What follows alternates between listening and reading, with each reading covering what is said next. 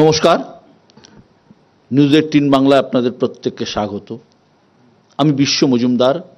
শুরু করছি সোজা সাপটা। মানুষ হিসেবে এবার লজ্জার সময়। ধর্ম বিচার করে হত্যা করা হলো নিরীহ পর্যটকদের। জীবনের শুরুতেই সঙ্গী হারালেন কেউ, কারো আবার জীবন শেষ হয়ে গেল ভূস্বর্গে বেড়াতে গিয়ে। পাকিস্তানি চক্রান্তে আরও একবার রক্তাক্ত হল ভারতের মাটি। এর জবাবও দিয়েছে সরকার। ভারতের মাটিতে পাকিস্তানকে নিষিদ্ধ করা হয়েছে, স্থগিত করা হয়েছে সিন্ধু জলচুক্তি, বন্ধ হয়েছে সীমান্ত। কাশ্মীর জুড়ে খুঁজে খুঁজে নিশানা করা হচ্ছে জঙ্গিদের ডেরা। বান্দিপোরায় লস্করের এক শীর্ষস্থানীয় জঙ্গিকে শেষ করেছে সেনাবাহিনী। 26টি প্রাণের বদলা চায় দেশ।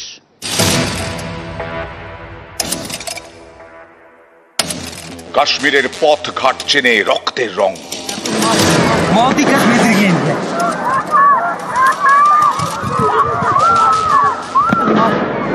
কিন্তু ধর্ম বেছে বেছে এমন পর্যটক নিধন এই কাশ্মীরকে অবাক করেছে।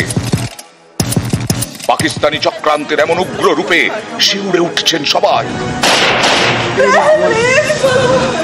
কিন্তু কেন এই হামলা? টার্গেট কি শুধুই কাশ্মীরের শান্তি? প্রশ্নটা উঠছে।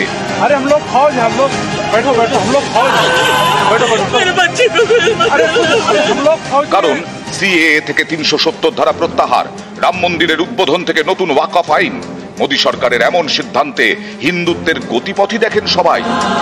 ঠিক সেই প্রেক্ষাপটেই এই হামলা। পহেলগাঁওয়ের বৈসারন ভ্যালিতে ধর্ম দেখেই হত্যা করলো জঙ্গিরা।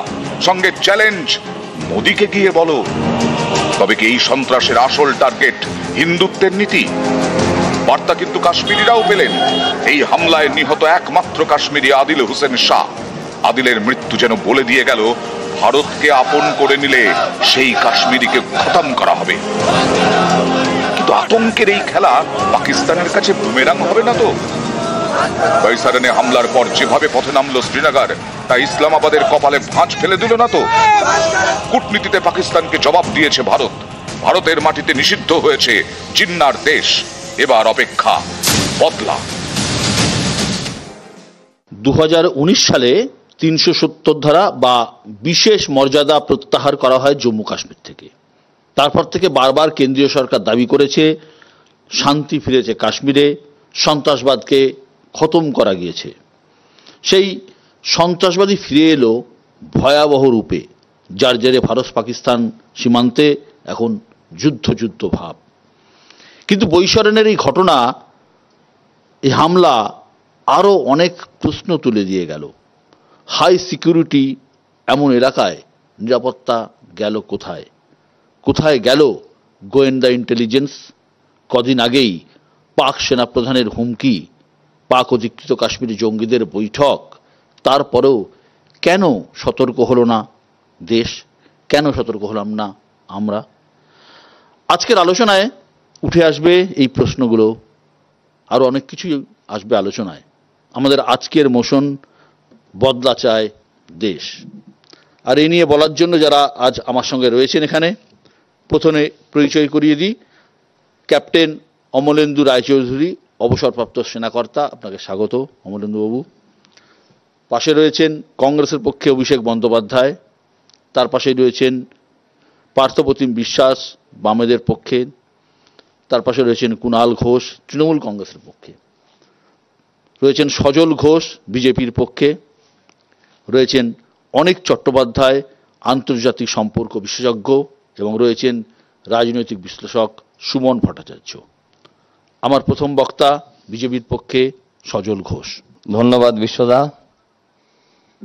ধন্যবাদ নিউজ 18কে, যে অন্তত প্রথমেই স্বীকার করা হলো সত্যটাকে, যে খুন হয়েছে ধর্মের ভিত্তিতে। কিন্তু আপনি আরও অনেকগুলো প্রশ্ন তুলে দিয়ে গেছেন, যে এই খুনের পেছনে 370 ধারা তুলে দেওয়া, রাম মন্দির হওয়া কিংবা সিএএ লাগু হওয়া, এগুলোর সমস্যার কারণটা কিনা।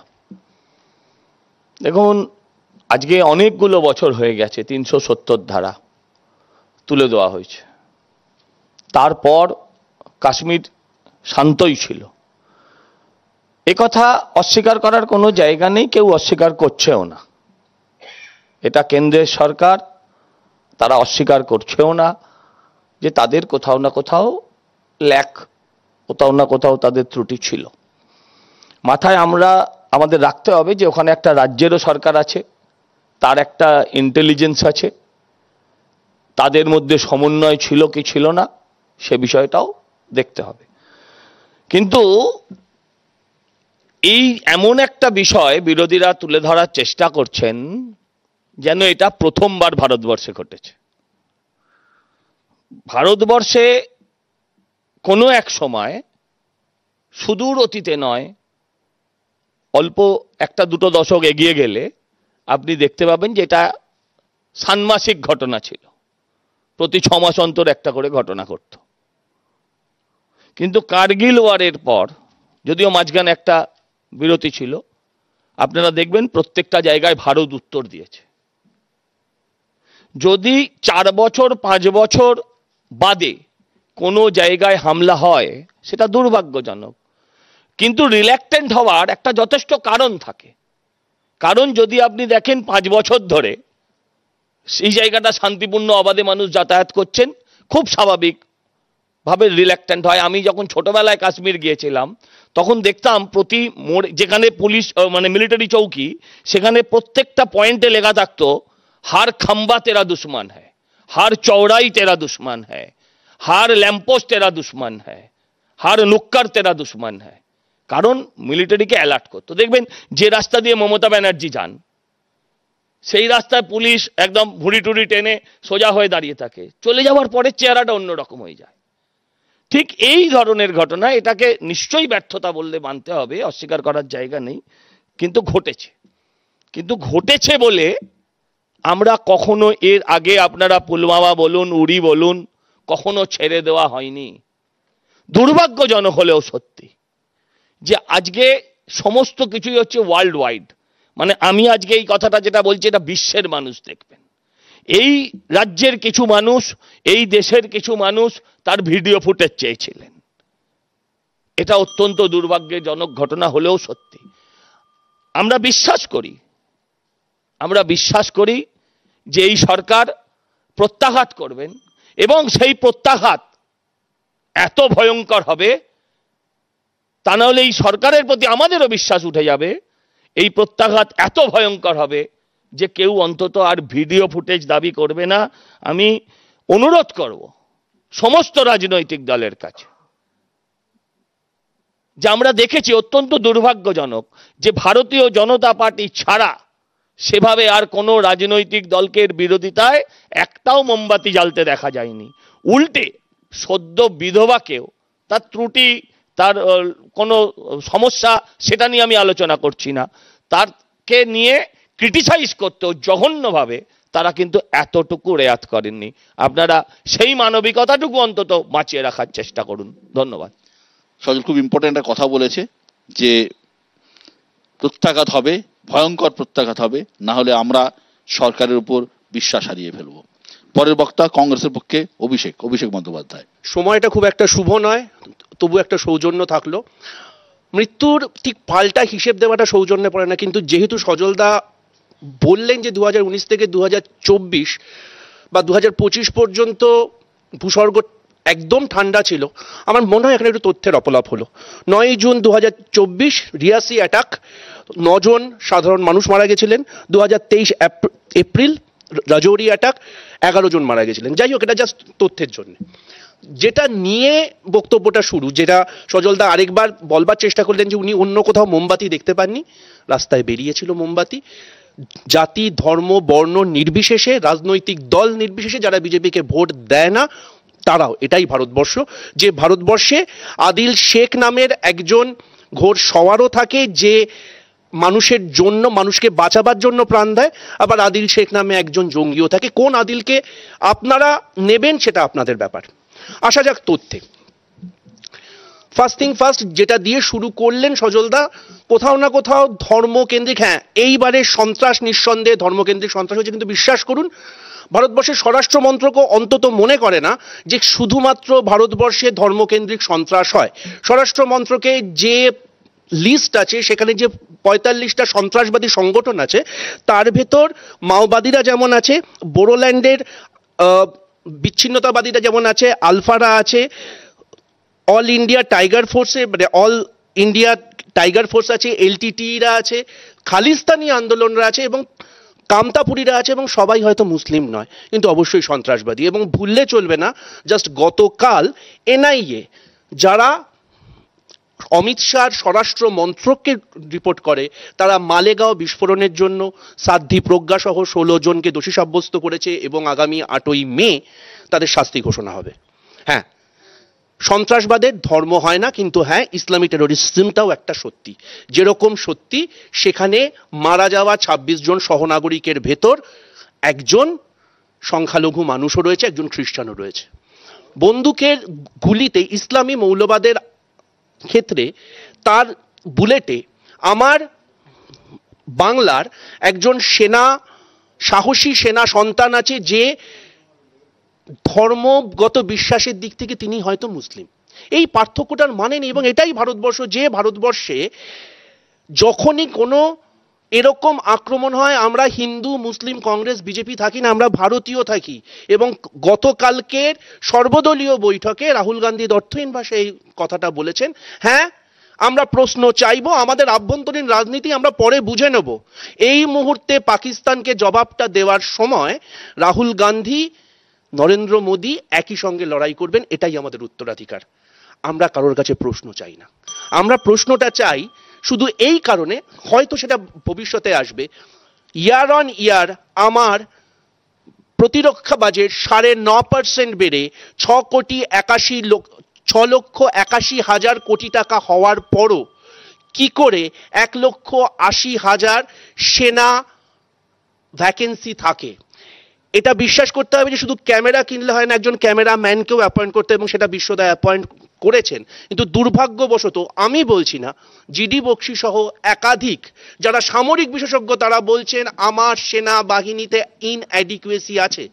নিশ্চয়ই এই প্রশ্ন করব, এই প্রশ্নটা করব যে কাশ্মীর উপত্যকায় আমি একটা প্রিপেড মোবাইল ফোন নিয়ে নামতে পারি না, খেলনা বন্দুক নিয়ে ঢুকতে পারি না, সেখানে কি করে বারবার এই ঘটনা ঘটছে। চোর পালানোর পর বুদ্ধি বাড়িয়ে কোনো লাভ নেই। হ্যাঁ, আমরা প্রতিরোধ করব, আমরা অবশ্যই প্রতিশোধ নেব, কারণ ওই 26 জনের ভেতর আমাদের নামও থাকতে পারত। কিন্তু তার পাশাপাশি এই সময়ে দাঁড়িয়ে আমার নির্বাচিত সরকারের যে কোনো সিদ্ধান্তে জাতীয় কংগ্রেস শুধু না, একজন সাধারণ বাঙালি হিন্দু এবং অবশ্যই সেকুলার মানুষ হিসেবে আমি এই ভারত সরকারের সঙ্গে রয়েছি। সেটাই আমাদের দলীয় নির্দেশ, সেটাই আমাদের উত্তরাধিকার। ভালো থাকবেন, ভালো রাখবেন, ভারতবর্ষের ফ্যাব্রিকটা বাঁচিয়ে রাখবেন। ধন্যবাদ অভিষেক। এক এমন ঘটনা, এই ঘটনায় একটা সর্বদলীয় ঐক্য গোটা দেশ জুড়ে দেখা যাচ্ছে।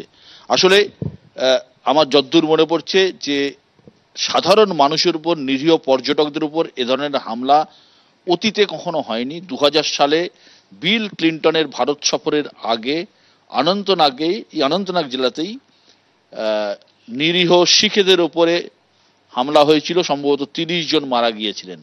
তারপরে সেনাবাহিনীর উপর হামলা হয়েছে, নিরাপত্তা বাহিনীর উপর হামলা হয়েছে, কিন্তু একসঙ্গে সাধারণ মানুষকে টার্গেট এর আগে কখনো হয়নি। পরের বক্তা সিপিআইএম এর পক্ষে পার্থপ্রতিম বিশ্বাস। পার্থদা, এই মুহূর্তে আমাদের দেশের মানুষ জানিয়ে সবচেয়ে বেশি নাড়া খেয়েছেন, সেটা হচ্ছে এই ঘৃণ্যতম হত্যা। ইনফ্যাক্ট কার্যত পাশবিক হত্যা বললেও সম্ভবত পশুরা লজ্জা পাবেন, এরকম একটা ঘটনা ঘটেছে, যাতে আমাদের দেশে 26 জন সহনাগরিক প্রাণ হারিয়েছেন। তার মধ্যে হিন্দুরা আছেন, নিশ্চিতভাবেই আছেন বাঙালি আমাদের রাজ্যের মানুষ, আছেন বিদেশিরা, আছেন কাশ্মীরি মানুষ। সব মিলিয়ে যদি এই আক্রমণটাকে দেখা যায় যে আসলে এটা ভারতবর্ষের উপর একটা আক্রমণ, ফলে সেই কারণের জন্যই যে এই যে সন্ত্রাসবাদী আক্রমণ যেটা হলো কাশ্মীরে, ফলে এই আক্রমণের বিরুদ্ধে ভারতবর্ষের সমস্ত রাজনৈতিক দল আজ সরকারের পাশে আছে একটা অঙ্গীকারের জায়গা থেকে, যে জিরো টলারেন্স টু টেরোরিজম বলতে আমরা যা বুঝি সেটাকে এক্সিকিউট করার জন্য সরকারের যা করার দরকার সরকার সেটা করবে, এই প্রত্যাশা নিয়ে। ফলে এই প্রত্যাশার দুটো দিক আছে। এক হচ্ছে যারা সন্ত্রাস করেছে, করে পালিয়েছে এরকম, ফলে তারা কি করে গেল, মানে এলেম, দেখলেম, মারলেম, ফিরে গেলেন। এই অর্ডারে যদি এরকম সন্ত্রাসবাদ মাথাচাড়া দেয় তাহলে এন্টায়ার উপত্যকার নিরাপত্তা সত্যি সেটা হচ্ছে একটা প্রশ্ন তুলে দেয়। আজকের পহেলগাঁওয়ে হয়েছে, কাল অনন্তনাগে হতে পারে, পরের দিন উধমপুরে হতে পারে, তারপরের দিন জম্মুতে হতে পারে। তাহলে প্রশ্নটা হচ্ছে কোন উপত্যকা, একটা মৃত্যু উপত্যকার উপর আমরা বেঁচে আছি কিনা। একটা হচ্ছে যারা এই সন্ত্রাসবাদী বাইরে থেকে আসছে তাদের সাথে বোঝা, তাদের সাথে হিসাব নেওয়া, তাদেরকে নিকেশ করা, সন্ত্রাসবাদ নির্মূল করা, এটা যেমন সরকারের কাজ। আর হচ্ছে যে আমার দেশের মধ্যে এই সন্ত্রাসবাদীরা যখন হানা দিচ্ছে, দেশের সরকার কতটা মানুষকে নিরাপত্তা দিতে প্রস্তুত তার একটা প্রস্তুতি থাকা। সেই প্রস্তুতি কুম্ভ মেলা থেকে শুরু করে পহেলগাঁও যাত্রা সর্বত্র হচ্ছে যে আমাদের এনশিওর করতে হবে, এবং করতে হবে বলে এইটুকু এই প্রশ্নটা আজকের উঠছে, কালকের উঠেছে সেই মিটিংয়ে, যে যেখানে বিরোধীরা জানতে চেয়েছেন সরকারও সেই জিনিস আজকের বোঝার চেষ্টা করছেন, তারা উত্তর কি দেবেন জানি না। কিন্তু পহেলগাঁওয়ের মতো জায়গা যেখানে দাঁড়িয়ে ট্যুরিস্ট ডেন্সিটি এত হাই, কাশ্মীর উপত্যকার মধ্যে অন্যতম ভালো জায়গা, সেখানকার নিরাপত্তা, বিশেষত এই নিরাপত্তা প্রয়োজন। হ্যাঁ, এটা ঠিক, আজ থেকে 10 বছর 15 বছর আগের তুলনায় স্বাভাবিক হচ্ছিল তার ইকোনমিক অ্যাক্টিভিটিস। ফলে এই স্বাভাবিক অবস্থাটার একটা অতি সরলীকরণ যদি হয়, অল ইজ ওয়েল, ফলে তখন কিন্তু আমি বললো সেইটা হচ্ছে আমাদের দেশের নিরাপত্তার পক্ষে বিপদ, মানুষের পক্ষে বিপদ, এবং কার্যত সেটা হয়েছে রিল্যাক্টেন্ট হয়ে গেছিল অনেক বেশি অ্যাডমিনিস্ট্রেশন এবং সেখানকার পুলিশ প্রত্যেকে। ফলে এখানে ইম্পর্টেন্ট হচ্ছে এই ফোর্স এখানে যদি থাকতো অ্যাডিকুয়েটলি। কারণ আপনি দেবাশিস ভট্টাচার্যের কথা শুনেছেন, ওখানে ফায়ারিং এর পর তিনি যেখানে ছিলেন, অধ্যাপক ভট্টাচার্য, তিনি বলছেন যে আমি 8 ঘন্টা ধরে গুলির আওয়াজ পাচ্ছি, আমি 2 ঘন্টা ধরে কাউকে দেখতে পাইনি ওখানে পৌঁছাচ্ছে কেউ। এমন একটা জায়গা, আমরা বলছি 4G 5G টেকনোলজির কথা, পরিকাঠামো তৈরির কথা, আপনি অত মানুষকে ওখানে যেতে দিচ্ছেন, এটা তো অন্তত পুলিশ, মিলিটারি, কেন্দ্রীয় বাহিনীর নিরাপত্তার জন্য 4G 5G কানেকশন দরকার। Where is that connection? ওখানে নেই। ফলে আমরা পরিকাঠামোর কথা বলছি। ফলে আজকের এই প্রশ্নটা আসবে ইন্টেলিজেন্সের প্রশ্ন, কারণ আবারও বলছি যে এলেম, দেখলেম, মানলেম, চলে গেলেম, এই মোডে যদি সন্ত্রাসবাদীরা অপারেট করতে থাকে তাহলে আমাদের ইন্টেলিজেন্স ফেলিওর কেন হবে, কেন হচ্ছে, এই প্রশ্নটা আমি বলছি আমাদের আত্মসমীক্ষা করা প্রয়োজন, আমাদের মানুষের জীবনের রক্ষা তাগিদেই।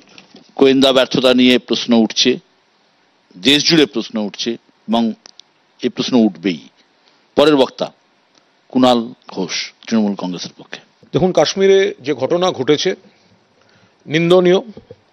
তারপরে যা যা হচ্ছে আপনারা চোখের উপর দেখতে পাচ্ছেন, যে হিন্দু মুসলিম যে ভেদাভেদের কথা বলা হচ্ছে, যেখানে ইসলামিক সন্ত্রাস নিশ্চিতভাবে নিন্দনীয়, আবার যেখানে হিন্দুদের মধ্যে থেকে সেই সন্ত্রাস, মালেগাঁও বিস্ফোরণ, সাধ্বী প্রজ্ঞা, এনআইএ তাকে দোষী সাব্যস্ত করছে, সেটাও সমানভাবে বিপজ্জনক।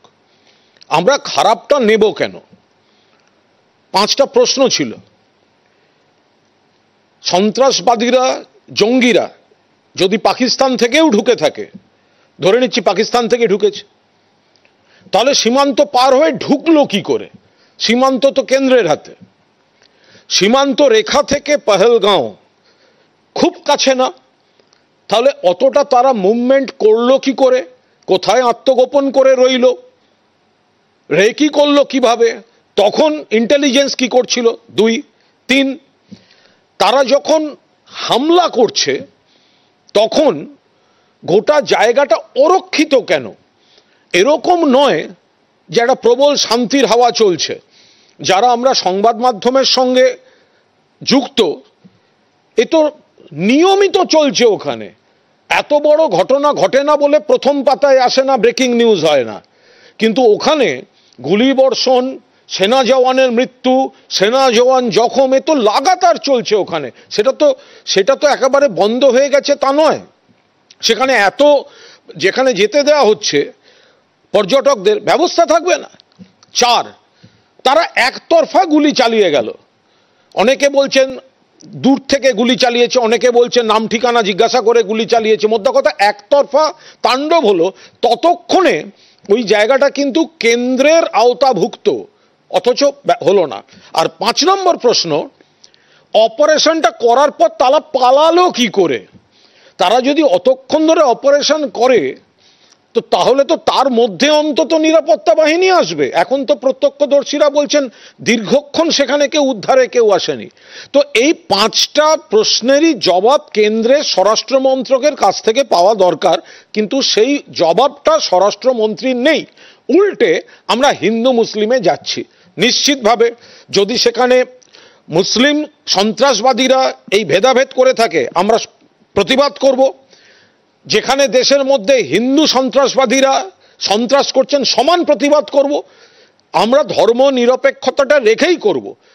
আজকে যে ওখানে যে আদিল মারা গেল বাকি হিন্দুদের বাঁচাতে, আবার গতকাল নদিয়ার ছেলে ঝন্টু আলী শেখ, সে তো পহেলগাঁওয়ের পর প্রথম শহীদ, যেখানে সেনাতে কাজ করত বাংলার ছেলে কমান্ডো, তাকে জঙ্গিরা মেরে দিয়ে গেল। তো তাহলে তার রক্তটা কি মানুষের রক্ত নয়? সে তো ভারত মাতাকেই ডিফেন্ড করছিল ওখানে। তো সুতরাং তখন এই হিন্দুত্বের প্রচারকরা তখন কিন্তু সেইভাবে তারা সরব নন। একটাই কথা বলবো, একটু মনে রাখবেন, জাতির জনককে যিনি হত্যা করেছিলেন তিনি মুসলিম নন। ইন্দিরা গান্ধীকে গুলিতে ঝাঁঝরা করে দিয়েছিলেন, মুসলিম নন। রাজীব গান্ধীকে হত্যা করা হয়েছিল, মুসলিম নন। ফলে যেখানে মুসলিম সন্ত্রাসবাদ বিরোধিতা করুন, কিন্তু যেখানে হিন্দু সন্ত্রাস সেটাও করুন। সবচেয়ে বড় কথা, আমরা পেটের লড়াই, এইটা প্রাণের লড়াই, প্রাণে মারা গেল হিন্দু বেশি, কিন্তু ওখানকার যারা মুসলিম, যারা মেহমানবাজি করে তাদের পরিবারকে নিয়ে থাকে, এখন পুরোদস্তুর একটা আর্থিক বিপর্যয়ের মধ্যে সেই মুসলিমগুলোকে ফেলে দেওয়া হলো, সেই মুসলিম পরিবারগুলোকে ফেলে দেওয়া হলো। ফলে আমরা যেন গোটা বিষয়টা ভারসাম্যমূলকভাবে দেখি এবং কোনো গুজব এবং ধর্মীয় ভেদাভেদের প্ররোচনায় পা না দিই। ধর্মীয় ভেদাভেদ নয়, জঙ্গির পরিচয় জঙ্গি, সন্ত্রাসবাদের পরিচয় সন্ত্রাসবাদী, এর কোনো ধর্ম জাত পাত ভেদভেদ হয় না। পরের বক্তা ক্যাপ্টেন অমলেন্দু রায়চৌধুরী, প্রাক্তন সেনাকর্তা, অবসরপ্রাপ্ত। ক্যাপ্টেন রায়চৌধুরী দুটি যুদ্ধ করেছেন, পাকিস্তান যুদ্ধ করেছেন এবং বাংলাদেশ যুদ্ধও ছিলেন। প্রথমেই আমি আমার ঝন্টু আলী, যে আমাদের সৈন্যবাহিনীর একজন সদস্য ছিলেন, তিনি গত পরশু মারা গেছেন, শহীদ হয়েছেন, তার আত্মার শান্তি জানিয়ে আমি আমার বক্তব্য পেশ করছি। প্রথম কথা যেটা হচ্ছে যে আমরা এখানের নানান রকম যুক্তি শুনলাম এবং যেগুলোর মধ্যে অনেক ভ্যালিড পয়েন্ট আছে। আমি সেই দিকে না গিয়ে এখন এই সময়টা আমাদের বদলা নেবার কিনা সেই ব্যাপারে আমি 2-4টে পয়েন্ট এখানে রাখতে চাই। প্রথম কথা হচ্ছে যে আমরা যদি বদলা নিতে চাই তার জন্য আমরা কতটা প্রস্তুত, যুদ্ধের কি সরঞ্জাম আমাদের কাছে আছে, কটা প্লেন আছে, কি অস্ত্রপাতি আছে, সেটা ডেফিনেটলি একটা ফ্যাক্টর, সেটা একটা কাজ করবে। কিন্তু মেন যেটা কাজ করবে, ম্যান বিহাইন্ড দ্য মেশিন, এর পেছনে যারা লড়াই করতে যাবে, সেই লড়াই করবার জন্যে প্রত্যেকটা জওয়ানের বা প্রত্যেকটা দেশের, সমগ্র দেশের কি মনোভাব সেটা কিন্তু আগে তৈরি করতে হবে। এবং সেটা তৈরি করতে গেলে এখন কিন্তু আমরা একটা বেশ ভালো রকমের বিপদের মধ্যে আছি, এটা মাথায় রাখতে হবে।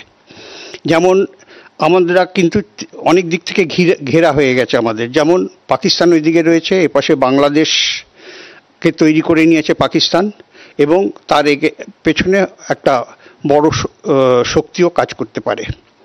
এবং বাংলাদেশ যেরকমভাবে আমাদের বলছে যে 7 সিস্টারকে নিয়ে ভয় দেখাচ্ছে, সেই দিকটা আমাদের মাথায় রাখতে হবে। মোংলা পোর্টকে নিয়ে যেটা ইউনূস সাহেব বলছেন সেটার দিকেও আমাদের মাথায় রাখতে হবে। এবং সবচাইতে বেশি মারাত্মক যেগুলো স্লিপার সেল আমাদের দেশের মধ্যে কাজ করছে, সেটা কিন্তু এই সমগ্র শক্তির চাইতে বেশি শক্তিধর। এটা কিন্তু আমি ভীষণভাবে জোরের সঙ্গে বলছি।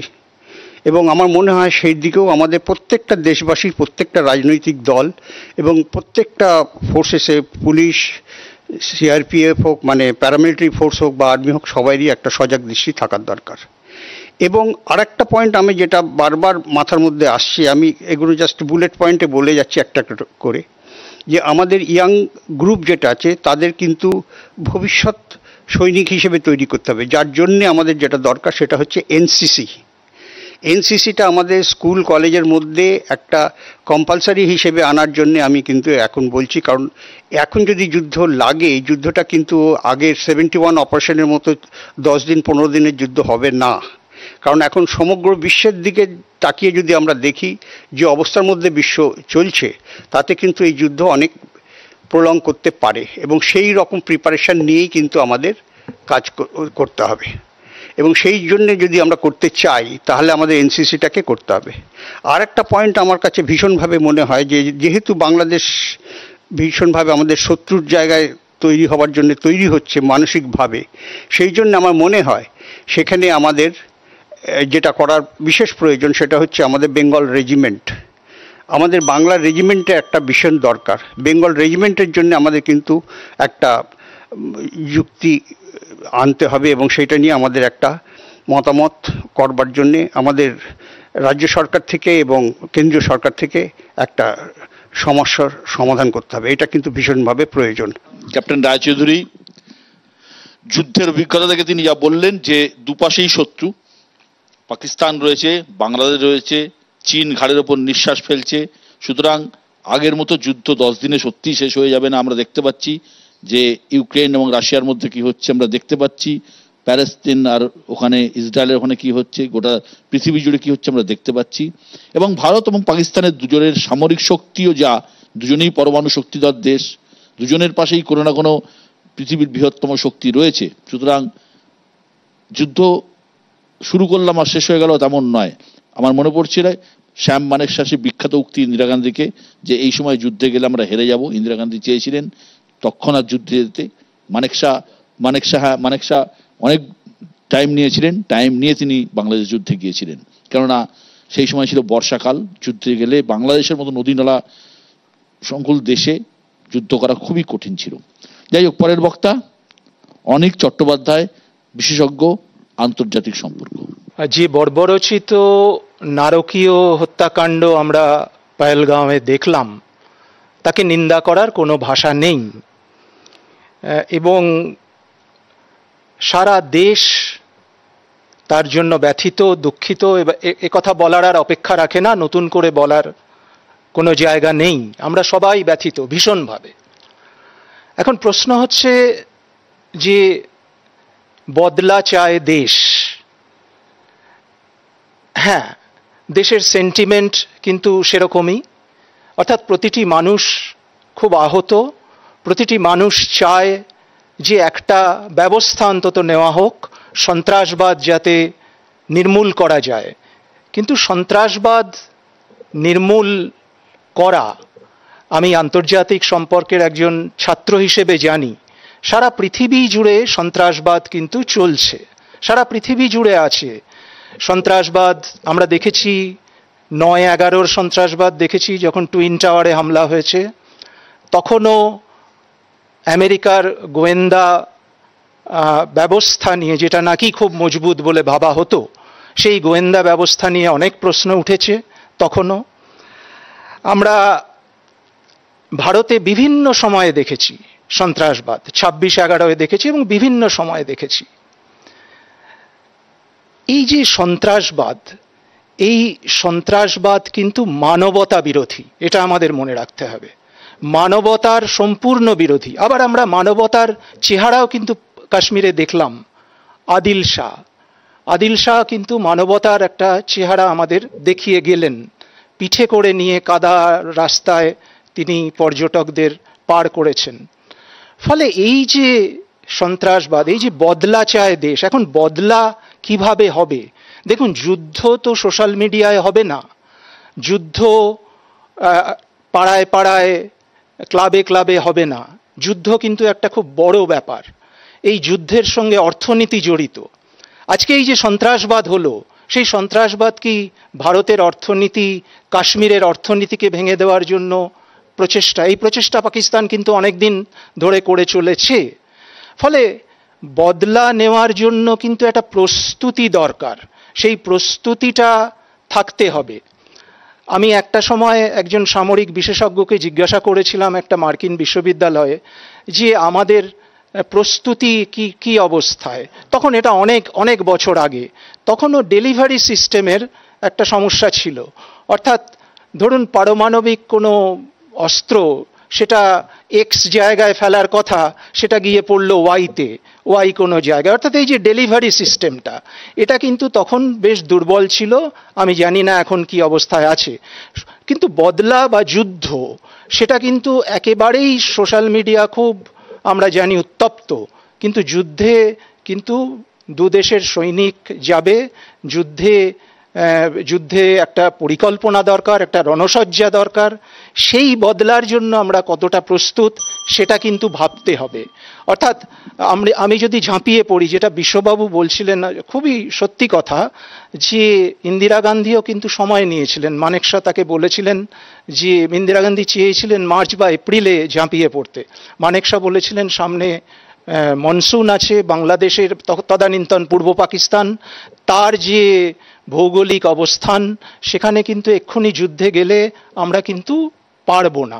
ফলে অপেক্ষা করতে হয়েছিল ডিসেম্বর পর্যন্ত। ফলে যুদ্ধ কিন্তু কোনো ছেলে খেলা নয় যে আমি ঝাঁপিয়ে পড়লাম, ওই পাড়ার প্রতি আমার আক্রোশ, এই পাড়ার ছেলেরা ঝাঁপিয়ে পড়ল। দুটো দেশের যুদ্ধ কিন্তু তা নয়। ধন্যবাদ অনিকবাবু। একটা কথাই বলতে পারি যে যে যুদ্ধে যায় সে যুদ্ধ চায় না, আর যে যুদ্ধ চায় সে যুদ্ধে যায় না। পরের বক্তা সুমন ভট্টাচার্য। বদলা চায় দেশ, উচিত শিক্ষা পাক পাকিস্তান। ঠিকই তো, বদলা চায় ডিম্পল চিমা, যাকে শেষবার আমার স্যাটেলাইট ফোন থেকে ফোন করেছিলেন ক্যাপ্টেন বিক্রম বাত্রা।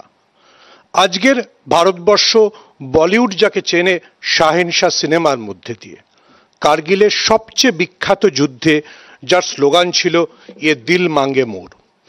কিন্তু বিক্রমের স্বপ্ন ছিল যুদ্ধ থেকে ফিরে ডিম্পলকে নিয়ে ঘর বাঁধবে, হিমাচল প্রদেশের কোনো এক উপত্যকায় একটা বাড়ি তৈরি করবে। বিক্রম ফিরতে পারেনি, ঠিক যেমন ফিরতে পারেননি হাবিলদার আব্দুল হামিদ। যারা কলকাতায় প্যাটার্ন ট্যাঙ্কগুলো দেখে ভাবেন ওটা পাকিস্তান আমাদের উপহার হিসেবে দিয়ে গেছে, তাদের জেনে রাখা ভালো হাবিলদার আব্দুল হামিদ 1965 যুদ্ধে একা একটা জিপের মাথায় বন্দুক বসিয়ে পাকিস্তানের প্যাটার্ন ট্যাঙ্ককে ধ্বংস করেছিল। ফলে যেটা বিশ্ব বললেন যে যারা যুদ্ধে যায় তারা জানে যুদ্ধের মূল্য কতটা। এবার প্রশ্ন হচ্ছে, আমরা সবাই পাকিস্তানের এই ষড়যন্ত্র, পাকিস্তানের এই ভারতকে ভাঙার চেষ্টা, এর সবাই আমরা এর বিরুদ্ধে। সত্যি তো, আমরা চাই যে পাকিস্তান উচিত শিক্ষা পাক, এবং এটা বলতেও আমার কোনো দ্বিধা নেই যে ওখানে বেছে বেছে হিন্দুদেরই হত্যা করা হয়েছে, আর যারা হত্যা করেছে তারা মুসলিম মৌলবাদী। কিন্তু ভারতবর্ষ তো নিজের দেশের ভেতরে তার দেশের জনসংখ্যার মুসলমানদের তার জন্য কেন টার্গেট করা হবে? যদি টার্গেট করা হয় তাহলে কি আমি আজকের ঝন্টু আলী শেখ আর আব্দুল হামিদকে ভুলে যাব? দেখুন, সোশ্যাল মিডিয়ায় এই যে বিষাক্ত করা, এই যে দেশকে বিভাজন করা, এটা কিন্তু কখনো কাঙ্ক্ষিত হতে পারে না, কোনো দেশের জন্য নয়। যদি মুসলিমরাই শত্রু হয়, মুসলিম মৌলবাদীরা নন, তাহলে যখন কাশ্মীরে হানা হচ্ছিল তখন তো নরেন্দ্র মোদী নিজে সৌদি আরবে ছিলেন, একটা মুসলমান দেশে ছিলেন। তো আমাদের প্রথম বেছে নিতে হবে যে আমরা ঠিক কি দেখতে চাইছি। একটা ইউনাইটেড ভারতবর্ষ পাকিস্তানকে শিক্ষা দেবে, না সোশ্যাল মিডিয়ায় বিষাক্ত হানাহানি রোজ রোজ চলবে? দেখুন, ব্যক্তিগতভাবে আমি ইসরায়েলের এই বর্তমান সরকারের বিপক্ষে, কিন্তু নেতানিয়াহুর একটা মডেল চালু করে দিলে এই সোশ্যাল মিডিয়ার ফেসবুক বিপ্লবীরা টের পাবেন। সেটা হচ্ছে 18 বছরের বড় হলেই সবাইকে আর্মি ট্রেনিংয়ে পাঠিয়ে দাও, যেটা ক্যাপ্টেন রায়চৌধুরী বলছিলেন। তখন না সোশ্যাল মিডিয়ায় যত লোক বিপ্লব করছেন, ভাবছেন যে যুদ্ধটা বোধহয় মানে বর্ডারে গিয়ে দাঁড়ালে ফেসবুকে টাইপ করলেই হয়ে যায়, তারা বুঝতে পারবেন যুদ্ধের দাম কত। ওই জন্য আমি ডিম্পল চিমা আর ক্যাপ্টেন আব্দুল হামিদের উদাহরণ দিয়ে শুরু করলাম। যারা যুদ্ধে যায় তারা জানে যুদ্ধের দাম কতটা। পাকিস্তান অবশ্যই উচিত শিক্ষা পাক, এবং সেটা যেন শুধু মুখের কথায় না থাকে, যেন আমরা হঠাৎ করে মানে কারো ছেলে ক্রিকেট কন্ট্রোল বোর্ডের প্রধান পদে বসবে বলে আমরা ঠিক না করে নিই যে পাকিস্তানের সব জঙ্গি শিবিরগুলোতে রামচরিত মানুষ পড়ানো হয় না। আমরা জানি পাকিস্তান কতটা খারাপ, আমরা জানি পাকিস্তান কাশ্মীরে কেন শান্তি নষ্ট করতে চাইছে। তার কারণ কাশ্মীরে যদি শান্তি ফেরে তাহলে কাশ্মীরের যুবকেরা আর ইট ছুটতে যাবে না। সেইটা মাথায় রেখে দেশের মধ্যে বিভাজন কমিয়ে বিদেশের যে শত্রু তাকে শিক্ষা দেওয়াটা ঠিক। বোধহয় ক্যাপ্টেন রায়চৌধুরী বলেছেন, তা না হলে কিন্তু আপাতত পহেলগাঁওতে হয়েছে, এরপর পূবের প্রতিবেশী দেশ দীঘায় লোক পাঠিয়ে দেবে। সত্যি এই ফেসবুক এবং সামাজিক মাধ্যমে যেভাবে জিগির উঠছে, ধর্মের জিগির উঠছে, যুদ্ধের জিগির উঠছে, জানি না শেষ কোথায়। কিন্তু দুই পরমাণু শক্তিধর দেশ, আমরা যখন স্বাধীন হয়েছিলাম 47 সালের পর ভারত এবং পাকিস্তান দুটো আলাদা দেশ হয়েছিল, তারপরে পাকিস্তান ভেঙে বাংলাদেশ তৈরি হলো। আপনি সত্যি যদি ভাবেন যে আজকে গোটা পৃথিবীর জায়গা থেকে বাংলাদেশ আর পাকিস্তান কোন জায়গায় রয়েছে, তারা না পেরেছে কোনো কট্টর মুসলিমপন্থী দেশ হতে, আবার না পেরেছে অর্থনৈতিকভাবে সমৃদ্ধশালী দেশ হতে।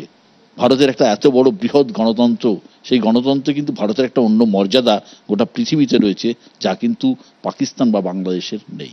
শুরু করেছিলাম সজলকে দিয়ে, এখানেও শুরু করব সজলকে দিয়ে। সজল, এই যে আপনি বললেন যে হ্যাঁ কোথাও একটা গোয়েন্দা ব্যর্থতা আছে, আমরা দেখলাম যে দিল্লিতে যে হাই পাওয়ার কমিটির মিটিং হলো, সেখানে স্বরাষ্ট্রমন্ত্রী নিজে বলছেন এবং বিভিন্ন সোর্স থেকে জানা যাচ্ছে যে সত্যি একটা বড় গোয়েন্দা ব্যর্থতা ছিল, যেটা বক্তারা বললেন যে কি করে যে আসলাম, ঘুরলাম, মারলাম, চলে গেলাম, কোথাও কোনো ইনপুট নেই, এটা তো মানতে হবে। না, মেনেই বলছি, এটা সব মেনেই বলছি। মুশকিল হচ্ছে বোম্বে ব্লাস্টে বারুদ কে নিয়ে এসেছিল, কেউ তার হিসেব চাইনি।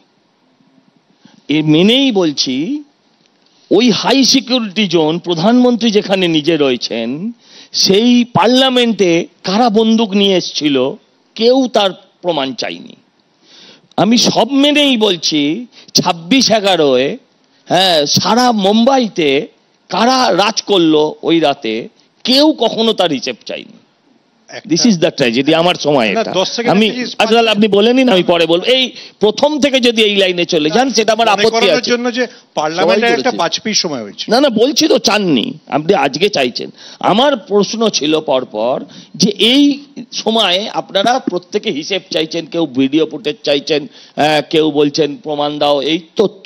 আমি বলি ধরুন এই যে কুণালদা বলছিলেন, কুণালদা আপনার মনে আছে মমতা ব্যানার্জির বাড়িতে হ্যাঁ একজন, আপনারা পাগল বলেন তাকে অনেক সময়, তিনিও আদিল শাহ নামের সঙ্গে যুক্ত, তিনি ঢুকে পড়েছিলেন, কেউ তার প্রমাণ চায়নি। আপনাকে ব্যর্থতা যেখানে স্বীকার করা হচ্ছে সেখানে এই প্রশ্নগুলো আসে না। এই যে বললেন যে অর্থনীতি ধাক্কা খাবে, অর্থনীতিকে চাঙ্গা করেছে কে, এই প্রশ্ন তা তো আসবে। কংগ্রেস এইসব দাবি করছে, সিপিএম দাবি করছে। সিপিএম প্রশ্ন বলতে পারে, উত্তর দিতে পারে, ভরা শহরের বুকে 13 জন সন্ন্যাসীকে, গেরুয়া বসনধারী তারা ছিল, তাদের যারা পুড়িয়ে মেরেছিল তারা বলছে না এক তো নয়, কে বলছে এক? নিশ্চয়ই ওরা ভিনদেশি, এরা নিজের দলের লোক পুড়িয়েছিল, এক কেন হবে? হ্যাঁ, রশিদ খান, সেও খান। এগুলোর কেউ হিসেব চাইনি। আমার কতগুলো আপনাদেরকে বলি, দেখুন ব্যর্থতার কথা স্বীকার করা হয়েছে, কিন্তু আপনাকে ভাবতে হবে যে গত 40-50 বছরের ইতিহাসে কাশ্মীর তো এরমই ছিল, কিন্তু এই কাশ্মীরকে শান্তির জায়গায় যে সরকার নিয়ে এসেছিল বা আনতে সমর্থ হয়েছিল তার নাম বিজেপির সরকার, এটাকে তো অস্বীকার করতে পারবেন না। এই যে অর্থনীতির কথা বলছেন, চাঙ্গা করেছিল কারা?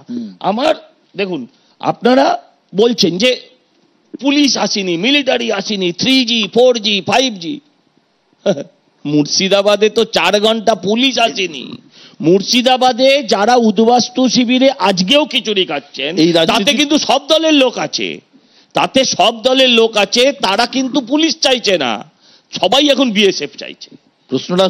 প্রশ্নটা পুলিশ বিএসএফ এর নয়, প্রশ্নটা এমন একটা জিনিসের, দেশের ইন্টারনাল সিকিউরিটির ব্যাপার, দেশের একটা জঙ্গি মানুষের মৃত্যুর ব্যাপার। অবশ্যই আমি আপনাকে 26টা প্রাণ চলে গেল। হ্যাঁ ঠিক, এই এতক্ষণে এই 26টা প্রাণের মধ্যে আমি বলছি 26 একে 27টা প্রাণ গিয়েছে। কেন? আরে আপনার ঝন্টু আলী শেখ সহ 27টা প্রাণ গিয়েছে এই ঘটনায়। আপনাদের আমি 10 সেকেন্ড সময় দিই, বাকি 7টা নাম বলে দেখান, বাকি 7টা-8টা নাম বলে দেখান। এটাই হচ্ছে মৌলবাদ, যে আপনাদের সবার কেউ কেউ আদিল শেখও বলেছেন, হ্যাঁ আদিল শাহের নাম মনে আছে, নিশ্চয়ই মনে রাখা উচিত, নিশ্চয়ই মনে রাখা উচিত যে সে আমাদের বাঁচাতে গিয়ে প্রাণ দিয়েছে, এটাকে আমি কখনো অস্বীকার করি না। ঝন্টু আলী শেখ দেশের ওই লড়তে গিয়ে মরেছেন, এটাকে অস্বীকার করি না। কিন্তু বাকি যারা পর্যটক মরে গেলেন তাদের নাম কেউ করেননি একবারও। কুণালদা দেখুন, যে ভয়ঙ্কর ঘটনা ঘটেছে এক বাক্যে সবাই নিন্দা করছে। এটা নিয়ে কোনো পার্টি বা যারা পার্টি করেন না, কোনো মতভেদের কোনো প্রশ্নই নেই। যারা আমরা গর্বিত ভারতবাসী তারা আমরা সবাই নিন্দা করছি এই জিনিস যাতে না হয়। শ্রীমান সজল যেটা বলল যে কেউ হিসেব চায়নি, তো হিসেব তো আর কে চেয়েছে জানি না, একজন তো চেয়েছিলেন 26/11-র পরে, একজন তো চেয়েছিলেন। আমি বিশ্বর প্রেস কনফারেন্স করে বলেছিলেন, সঞ্চালক বিশ্বর অনুমতি নিয়ে আমি শুধু এই হিসেব চাওয়ার বিষয়টা একটুখানি আমি শোনাতে চাই। उनके पास शस्त्र और बारूद कहां से आता है? वो तो विदेश की धरती से आता है, और सीमाएं संपूर्ण रूप से आपके कब्जे में है। सीमा सुरक्षा बल आपके कब्जे में है। जो आपके कब्जे में है বাজানোর দরকার নেই, বিশ্বকে এমনি ওটা দেখিয়ে দেবে মাঝে। না না, তখনই তুমি ওকে থামাচ্ছিলে, না না বাজিয়ে দেবে। के पास पहुंच जाते उसको तो रोको। जवाब नहीं है, জবাব নেই হ্যাঁ। আতঙ্কবাদীদের কাছে অস্ত্র আর টাকা এটা রোখার দায়িত্ব কেন্দ্রীয় সরকারের, জবাব দিতে হবে। জবাব চাইছেন তৎকালীন গুজরাটের মুখ্যমন্ত্রী নরেন্দ্র মোদী। আজকে ওনাকে জবাব চাইলে দেশ বিরোধী, তখন হয়ে যাচ্ছে সে অ্যান্টি ইন্ডিয়ান। এই যে একদম পয়েন্টের কথা বিশ্ব, যদি মনে হয় সেক্ষেত্রে এই ভিডিও অ্যাভেলেবেল, আমাদের কাছে চাইলেও দিয়ে দিতে পারি। এই শোয়ে ওই ভিডিওটা চলা উচিত, যেখানে মুখ্যমন্ত্রী নরেন্দ্র মোদী, প্রধানমন্ত্রী তখন ইউপিএর, তাকে বলছেন বাইরে থেকে জঙ্গি এলে জঙ্গিদের ফান্ডিং এটা কেন্দ্রীয় সরকারকে দেখার কথা, কি করে ঢুকছে জবাব দিতে হবে। আমি আবার বলছি, এই চাপানুতরে মানুষ মারা যাবে, এটা কখনোই কাম্য নয়। আমি কুণালদার সাথে দুটো পয়েন্ট যোগ করি। ওই যে বক্তৃতাটা কুণালদা শোনালেন, ওই বক্তৃতায় উনি মনমোহন সিং এর পদত্যাগ চান। সেই সময় ইউপিএ সরকারের স্বরাষ্ট্রমন্ত্রী ছিলেন শিবরাজ পাতিলকে সরিয়ে দেওয়া হয় 1 মাস পরেই। তো সবাই প্রশ্ন করছে, দেখুন আমরা সবাই আবারও বলছি পাকিস্তানকে জবাব দিতে চাই, একদম সবাই চাই যে এই টেররিজম বন্ধ হোক, কিন্তু যারা এই ঘটনার জন্য দায়ী পেহেলগাঁওয়ের জন্য, তাদের কোনো ব্যবস্থা হবে তাদের বিরুদ্ধে? বিপজ্জনক কথা আছে বিশ্ব, এটাতে আমরা নিশ্চয়ই আশা করি এখানে সিনিয়র যারা রয়েছেন তারাও, পাকিস্তানকে জবাব দিতে হবে, আমরাও একমত, একদম এটা নিয়ে সবাই কোনো প্রশ্ন নেই। কিন্তু এই যে একটা বিষয়, যে আজকে যদি ওখানে কিছু লোকের প্রাণ কেড়ে নেওয়া হয়, হিন্দু মুসলিম ন্যারেটিভ তৈরি করে দেওয়া হয়, এবং সেই জায়গায় পর্যটকরা চলে যায়, কাশ্মীরের অর্থনীতিটা ভেঙে যায়, ভারতবর্ষটা হিন্দু মুসলমানে ভাগ হয়ে তর্ক শুরু করে, এটা তো আমাদের কারুর পক্ষে ভালো নয়। কাশ্মীরের আজকে যদি পর্যটকরা না যায়, সেদিনকে সন্ধ্যে থেকে কিন্তু গোটা পহলগাঁওটা রাস্তায় আছে মোমবাতি নিয়ে। সজল মোমবাতি দেখতে পাইনি, গতকাল তৃণমূলের যুব সারা রাজ্য জুড়ে তারা মিছিল করেছে, নিশ্চয়ই অন্য দলও করেছে, তো সবাই করেছে। ফলে এটা শুধুমাত্র গুলি চলেছে মানে সেটা বিজেপির ইস্যু, এটা ভাবার কোনো ঘটনা মানে কারণ নেই সজল সেই জায়গাটা। না না, আমি সেই কারণে আমি ছোট্ট করে আমি এক লাইন বলে নিই। না না কুণালদা, এই যে আপনি মোদিজির ভাষণটা শোনালেন, এই ভাষণটা কতদিন পরে, আমি আর সময় আপনাকে সেটা তো বলতে হবে। আমি আমি আমি আমি আর ছোট্ট করে ঘটনা ঘটার পরের মুহূর্ত থেকে সজল আমি আসছি, আপনারা রিঅ্যাক্ট করা শুরু করেছেন। আমি আসছি আমি আসছি কুণালদা যে একটা ভ্যালিড প্রশ্ন বললো সেটা অত্যন্ত ইম্পর্টেন্ট। অমলেন্দু বাবুর কাছে আসবো, তার আগে ছোট্ট করে বলে নেবো 2020 সালে 2019-এ সম্ভবত 370 বিলোপ করা হয়েছে। 2020 সালে কাশ্মীরে পর্যটকের সংখ্যা ছিল বাইরে থেকে আসা 34 লক্ষ। 2024 সালে সেটা বেড়ে হয়েছিল 2,36 লক্ষ। আর 2025 সালে শ্রীনগরের টিউলিপ গার্ডেনে, শুধু টিউলিপ গার্ডেনে 26 দিনে 8 লক্ষ লোক টিউলিপ গার্ডেন দেখেছে। এবং পর্যটন থেকে আয় গত বছর কাশ্মীরের হয়েছে 20,000 কোটি টাকা। এটা একটা বড় বিষয়। আমি ক্যাপ্টেন অমলেন্দু বাবুর কাছে আসবো যে এই যে ধরুন একটা যুদ্ধের জিকির উঠছে, আমি ধরে নিলাম যে ভারত এর আগে 2টো অ্যাটাক করেছে, আমরা বালাকোট অ্যাটাকের কথা শুনেছি, আমরা দেখেছি যে পাকিস্তান সীমার মধ্যে ঢুকে ভারতীয় এয়ারফোর্স স্ট্রাইক করে ফিরে এসেছে। দুবার এটা হয়ে গেছে, এটা পরীক্ষিত। তো ইতিমধ্যেই সীমান্তে পাকিস্তানি ফাইটার জেট উঠছে, একই সঙ্গে ভারতের ফাইটারও উঠছে। তো তৃতীয়বার সেম জিনিসটা অ্যাপ্লাই করা যায় নাকি অন্য কিছু ভাবতে হবে? কোথাও তো একটা গোটা দেশবাসীর মধ্যে একটা তো কাজ করছে। প্রথমে আমাদের জানতে হবে যে এই ঘটনাটা ঘটলো কেন, পাকিস্তান কেন এটাকে ঘটালো। আপনারা যদি দেখেন বাংলাদেশে একটা ঘটনা ঘটে গেছে, বাংলাদেশে যে ঘটনাটা ঘটেছে কয়েকজন ছাত্র মিলে তারা হঠাৎ আন্দোলনে নেমেছে এবং সেটা করেছে এবং ওয়েল অর্গানাইজড। প্রথমে তারা আওয়ামী লীগের ছাত্র ইউনিটের ছত্রছায়ায় ছিল বা ক্যামোফ্লাইজ করেছিল, পরে তারা প্রকাশ করে তারা পুরো ছাত্র দিয়ে নিয়েছে।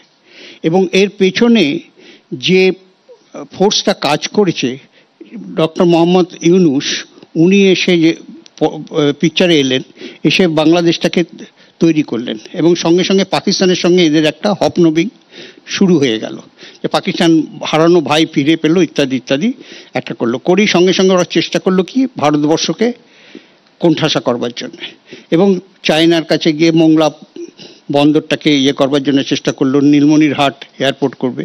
এবং এই দুটো জায়গায় যদি চায়না ঢুকে যায় তাহলে ভারতবর্ষের পক্ষে কি পজিশন হবে সেটা ওয়েল ইমাজিন, আমরা সবাই সেটা বুঝতে পারছি। এবং এইটা করবার জন্য হলো। এবং পাকিস্তান কেন এটা করতে গেল এবং পাকিস্তানের এত দরদ কেন উঠলো, কিন্তু তার আগে শেখ হাসিনা যা অন্যায় হয়েছে যা হয়েছে সেগুলো হয়েছে, কিন্তু তার সময়ে ইকোনমিক কন্ডিশন কিন্তু অনেক বেটার হয়ে এসেছিল বাংলাদেশের, রাস্তাঘাট অনেক কিছু উন্নতি করেছিল, এই বিষয়ে কোনো সন্দেহ নাই।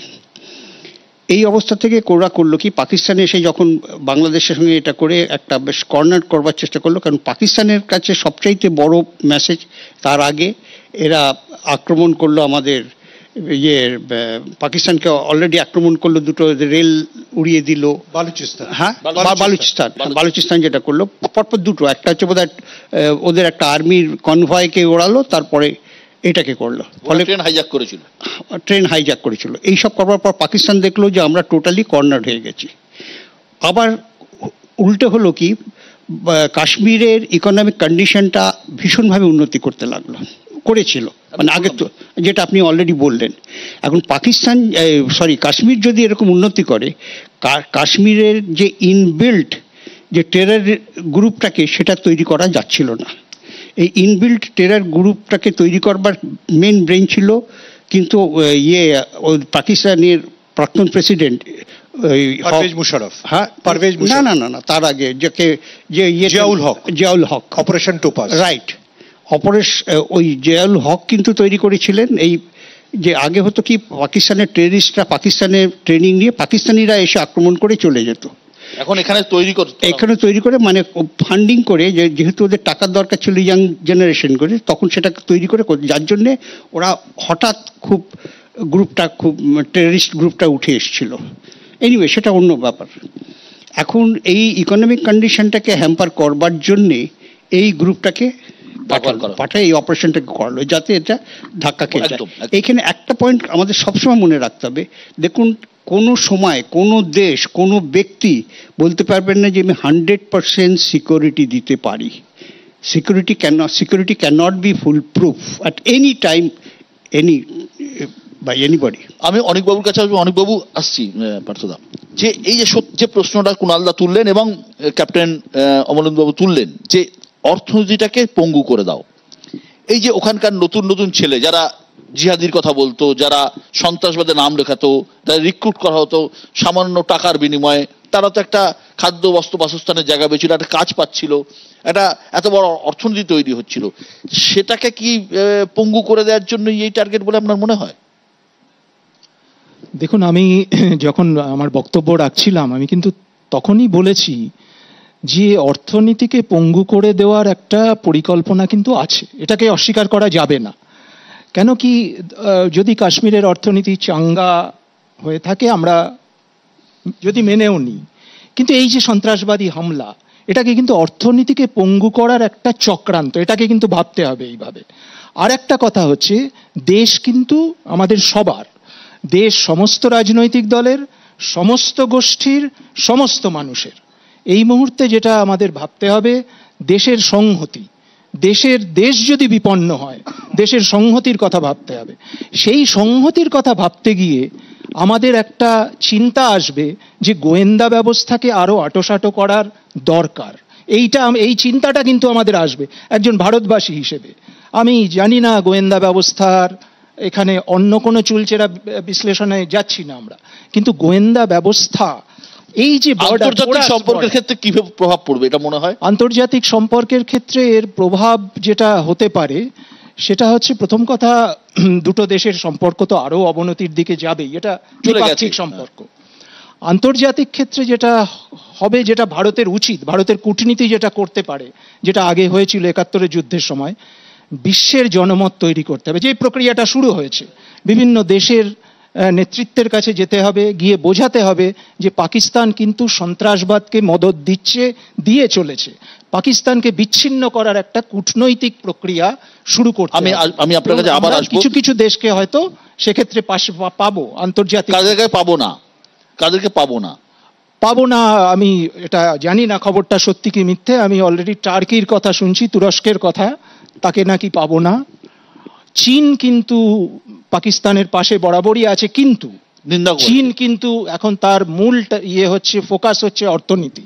চীন কিন্তু প্রত্যক্ষভাবে কোন রকম যুদ্ধে জড়াবে না, পরোক্ষভাবে হয়তো সেনা বা অস্ত্র দিয়ে সাহায্য করবে। চীন যুদ্ধে জড়াবে। এটা তো দেখুন, ট্রাম্প ওখানে চীনা পণ্য উপর এত টাকা শুল্ক বসিয়েছে, তার ফলে ভারতবর্ষের মতো এত বড় মার্কেট, চীন কি এক্ষুনি এই মার্কেটটা ছেড়ে দেবে? এত বড় একটা মার্কেটের জায়গা, যেখানে আমাদের এখানে সবথেকে বেশি মোবাইল ফোন বিক্রি হয়, চীনা মোবাইল ফোন বিক্রি হয় না, এত বড় মার্কেট ছাড়ার প্রশ্নই নেই। আপনি সিপিআইএম এর নেতা, তা বাদেও আপনি একজন ইঞ্জিনিয়ার। ভারত যেটা নিষিদ্ধ করেছে, পাকিস্তানের সঙ্গে সিন্ধু জল চুক্তি স্থগিত করে দিয়েছে। এই চুক্তি অনুযায়ী পূর্বের 3টে নদী রবি, বিয়াস এবং শতদ্রুর জল পায় ভারত, আর পাকিস্তান পায় পশ্চিমের 3টি নদ নদী সিন্ধু, চেনাব এবং ঝিলাম। এই জলচুক্তি স্থগিত হলে কৃষি প্রধান পাকিস্তান কতটা চাপে পড়বে? স্ট্র্যাটেজি হচ্ছে এক্ষেত্রে, আমরা বাংলায় যেটা বলি, হাতে না মেরে ভাতে মারার কৌশল তো নেওয়া হয়, যুদ্ধেও এই ধরনের একটা চলে। জল বন্ধ করার কৌশলটা হচ্ছে অনেকটা ভাতে মারার কৌশলের মতো। কিন্তু যা ঘোষণা হয়েছে, এবং তাতে সোশ্যাল মিডিয়ায় আমি বললাম যে কি মারাত্মক জায়গা যাচ্ছে, তাতে মনে হলো যে এই গরমে পাকিস্তানের সবাই জল না খেতে পেয়ে শুকিয়ে মরে যাবে। বিষয়টা এরকম নয়। যে বিষয়টা হচ্ছে, আপনি যেটা বললেন যে ওইদিকে হচ্ছে যে সিন্ধু, ঝিলাম এন্ড চেনাব, এর জলের বেশিরভাগ ফ্লোটা হচ্ছে যে পাকিস্তানে পায়। এবং সাধারণ সূত্র অনুযায়ী, রকেট সায়েন্স বুঝতে হবে না, আপস্ট্রিম বলতে যা বোঝায়, যেখান থেকে নদী তৈরি হয় আস্তে আস্তে নদী ঢালবে একদম নিচের দিকে চলে যায়। ফলে একই কারণে ব্রহ্মপুত্র সবচেয়ে ওপরে হচ্ছে চীন, তার ভাগ পায়, তারপরে ভারত পায়, তারপরে বাংলাদেশ পায়। একইভাবে আপনি যদি এই নদীগুলোর সূত্র যদি দেখেন, সেটা চীনে তিব্বত অঞ্চলে তৈরি হয়, তারপরে সেটা ভারতে ঢোকে, ভারতের পর হচ্ছে যে একটা আফগানিস্তান দিয়ে যায়, বাকিটা হচ্ছে যে পাকিস্তানের দিকে চলে যায়। প্রশ্ন এবার এই যে নদীতে যদি আপনি বাঁধ দিতে পারেন, তাহলে সেই জলের তো অনেক রকম ব্যবহার হয়। একটা জল হচ্ছে যে কৃষিজ সেচের কাজে লাগে, একটা হচ্ছে পানীয় জল, আর একটা হচ্ছে বিদ্যুতের কাজে লাগে। বিদ্যুতের কাজে লাগানোর যে জলটা, এটা হচ্ছে অর্থকরী। এবং এখানে আপনাকে দুরকম ভাবে বিদ্যুৎ তৈরি করা যায়, একটা হচ্ছে বাঁধ দিয়ে, আর একটা হচ্ছে রান অফ দ্য রিভার বলে, অর্থাৎ বাঁধ না দিয়ে, অর্থাৎ যেতে যেতে নদীটা হুক করে একটা জায়গায় পড়ছে তলায় কোথাও জল, সেই জলটাকে অ্যারেস্ট করে আপনি টারবাইন চালালেন, তারপর হচ্ছে সেখান থেকে বিদ্যুৎ করলেন। ভারত পাকিস্তানের যে চুক্তি 60 সালের, তাতে কিন্তু এই যে ওয়েস্টার্ন পার্ট অফ রিভার যে তিনটে, যেখান থেকে পাকিস্তান সবচেয়ে বেশি জল পায়, এখানে কিন্তু আপনি জলবিদ্যুৎ কেন্দ্র ভারতবর্ষে হচ্ছে তৈরি করতে পারবেন না মিউচুয়াল কনসেন্ট ছাড়া। ফলে অলরেডি ভারতবর্ষ প্রপোজ করেছিল এরকম 8টা বা 9টা বিদ্যুৎ কেন্দ্র আছে, যেটা পাকিস্তান আপত্তি তোলার কারণে সেটা আটকে আছে, একমাত্র একটা হয়েছে এর মধ্যে, সেটা যথেষ্ট ভালো মেগাওয়াটের একটা বিদ্যুৎ। ফলে বাকি যে ওয়েস্টার্ন রিভার্সগুলোর উপর দিয়ে আপনি যদি সেই জল, যেটা পাকিস্তানে বেশিরভাগটা যায়, আপনি যদি সেই জলটা আটকাতে চান, তাহলে আপনাকে যে পরিমাণ বাঁধ দিতে হবে এবং যে পরিমাণ ব্যারেজ তৈরি করতে হবে, ডাইভার্ট করতে হবে, সেটা আরো 10 বছরের প্রকল্প, এবং তার জন্য যা খরচ করতে হবে সেটা মারাত্মক। এবং সর্বোপরি জল আপনি স্টোর করে রাখতে পারবেন না, জল কোনো না কোনো সময় আপনাকে নিচে ছাড়তে হবে, সেটা মনসুনের সময় ছাড়ুন, এবার আমি নাহলে আমাদের এখানে ফ্লাডেড হবে। আমি আপনাকে বলছি যে যেটা টাইট দেওয়ার প্রশ্ন আসে না এক্ষেত্রে আলোচনা, টাইট কোথায় দেবেন? টাইটটা দিতে পারে 2 জায়গায়। যেমন চীন দিতে পারে ভারতকে, যদি ব্রহ্মপুত্রের আপস্ট্রিমের river data, river flow data, অর্থাৎ জল কত বইছে গরম, বর্ষা, শীত, এই সময়টা, বিশেষত বর্ষার সময় মনসুনে আমাদের ভারতবর্ষের উপর দিয়ে জল বয়ে পাকিস্তানে যাচ্ছে। ফলে ভারতবর্ষের রিভার ফ্লো ডেটাটা, এটা ভারতবর্ষ সবসময় পাকিস্তানের সাথে শেয়ার করে। যেমন ঝাড়খণ্ডে বৃষ্টি হলে দেখবেন ওয়েস্ট বেঙ্গলের সাথে শেয়ার করে যে আপস্ট্রিমে বৃষ্টি হয়েছে, যে কত জল ডিভিসিতে আসবে, ছাড়তে হবে। এখন এই সমস্যাটায় পাকিস্তান পড়বে যে যদি এই ডেটাটা ভারতবর্ষ থেকে শেয়ার না করে পাকিস্তানের ক্ষেত্রে। কিন্তু আবার বলছি, এই ট্রিটিটা এমন একটা প্যাচের ট্রিটি, এই ট্রিটিটা, এই চুক্তিটা বাতিল করতে পারবে না, এই জন্য দেখবেন সাবধানে লিখেছে স্থগিত রাখা আছে। হ্যাঁ, এবং লাস্ট আমি যেটা বলছি যে যেটা এফেক্টেড হবে ইস্টার্ন পার্ট অফ পাঞ্জাব, মানে যেটা পাকিস্তানে আছে, তার ইরিগেশন সেটা হচ্ছে থ্রু ইন্ডিয়া দিয়ে হয়, সেই অংশটা হচ্ছে খানিকটা এফেক্টেড হবে যদি হচ্ছে মনে হয় যে এই ট্রিটিটা বাতিল হয়। অভিষেক, রাহুল গান্ধী কাশ্মীর গেছেন এবং সর্বদলীয় মিটিংয়ে ছিলেন, কংগ্রেস সর্বতভাবে সাপোর্ট করবে, তো রাজনীতি করার কোনো জায়গা নেই। যদিও একটা সময় কুণাল দাস শোনালেন যে তৎকালীন মুখ্যমন্ত্রী নরেন্দ্র মোদী পদত্যাগ চেয়েছিলেন প্রধানমন্ত্রীর। কংগ্রেস কিভাবে দেখছে পুরো বিষয়টা? কি যাতনা বিষে বুঝি বিষে কিসে কবু আসে বিষে দংশে নিয়ে যারে। যে ফ্যামিলি, যে পার্টি সন্ত্রাসবাদের শিকার, তারা সন্ত্রাসবাদ নিয়ে রাজনীতি করতে পারে না, এটা বেসিক জায়গা। আওয়াজে মোহাম্মদ রফি অনেকে হয়, মঞ্চে উঠে গান কম লোক গাইতে পারে, এটা 1 নম্বর। 2 নম্বর হচ্ছে, একটু আগে সজলদা একটা ইন্টারেস্টিং কথা বললো যে আপনারা কেন প্রশ্ন করছেন, ঠিকই তো, কিন্তু আমরা নয়, শীতলাবেন কালথিয়াও প্রশ্ন করছেন। শীতলাবেন কালথিয়া গুজরাটের বাসিন্দা, তার স্বামীর নাম শৈলেশ কালথিয়া, তিনি মারা গেছেন। একটু আগে শহীদের নাম বলছিলে, আমাকে প্রশ্ন করেন, তোমায় যখন প্রশ্ন করেছি তখন উত্তর দাওনি। গুগলে সিআর পাটিলকে প্রশ্ন করেছে, না না আমায় প্রশ্ন করেছে না, সিআর পাটিলের নামটা তুমি জেনে রাখো, তিনি কেন্দ্রীয় মন্ত্রী, তাকে প্রশ্ন করেছে যে আপনাকে কেন ভোট দেবো। আমি প্রশ্ন করিনি, কারণ উনি আমার সাংসদও নন।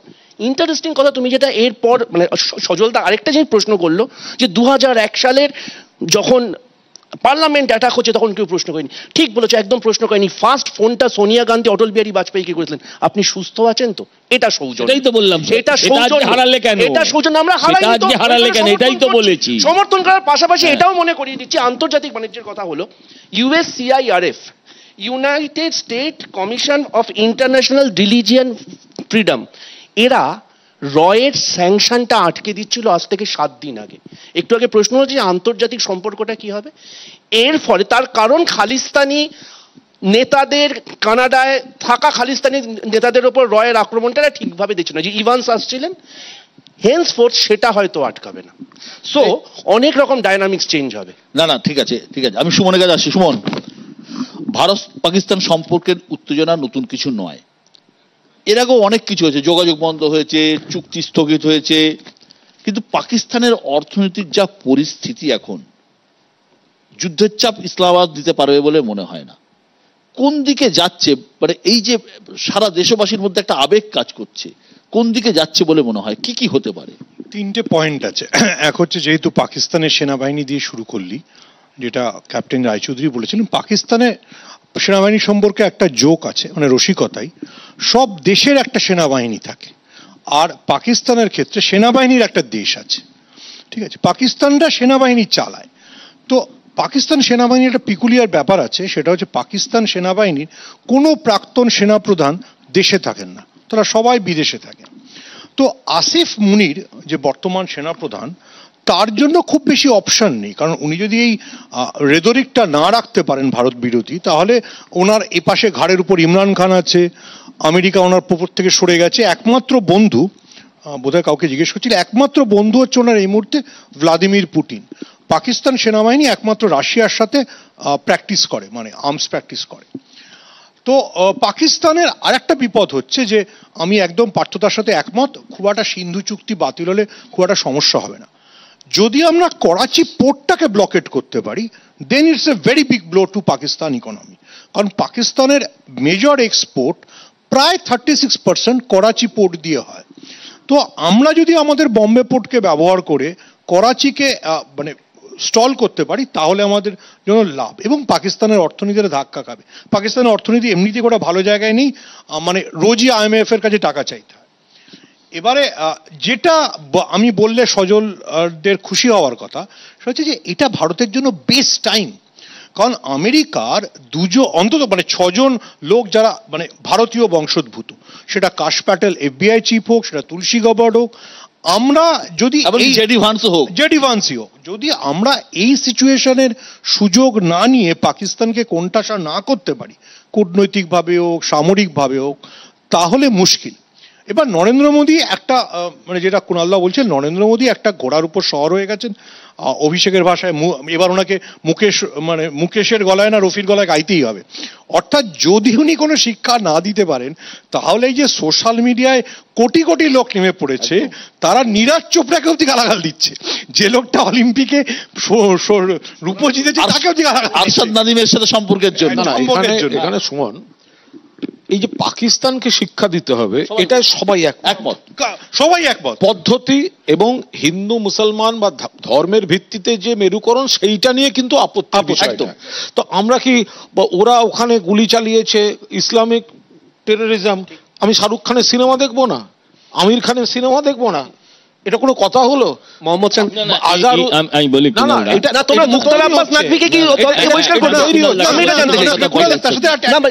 কুণালদা একটা কথা আমি বলিনি, আপনার প্রশ্নটা দেখুন অত্যন্ত পরিষ্কার এই জায়গাটায় যে হিন্দু চিহ্নিত করে মারা হয়েছে। আরে সেটাই তো সবথেকে বড় রহস্য। না না ঠিক ঠিক ঠিক, এটা করা হলো পাবলিককে খাওয়ানো, না না এটা করা হলো কেন? এই যে শব্দটা তুলছেন এটাই কিন্তু প্রো পাকিস্তান কথা। এটা কি করে প্রো পাকিস্তান কথা থেকে প্রো পাকিস্তান কথা? আমাকে এটা উত্তর দিতে দাও, যে এইটা বেরিয়ে এলো কেন? না না এই যে এটা বেরিয়ে এলো, এটা পাকিস্তানেরও তো প্লট হতে পারে যে এইভাবে যদি লড়িয়ে দেওয়া যায় তাহলে আমাদের সুবিধা। চক্রান্তটা তো পাকিস্তানের হতে পারে। তোমাদের কথা বলে এক মিনিট আমি বললেনি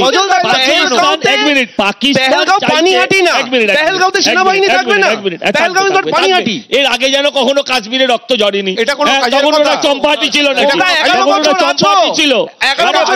বাচ্চা ছেলে ছিলে, দাঁড়াও আমি সত্যি বাচ্চা ছেলে, 11 বছর তুমি বাবা এত চিৎকার করো না। 65 বছর তোমরা শাসন করেছো দেশটা, যে বিষয়টা 65টা বছর তুমি এসব কথা বলো না।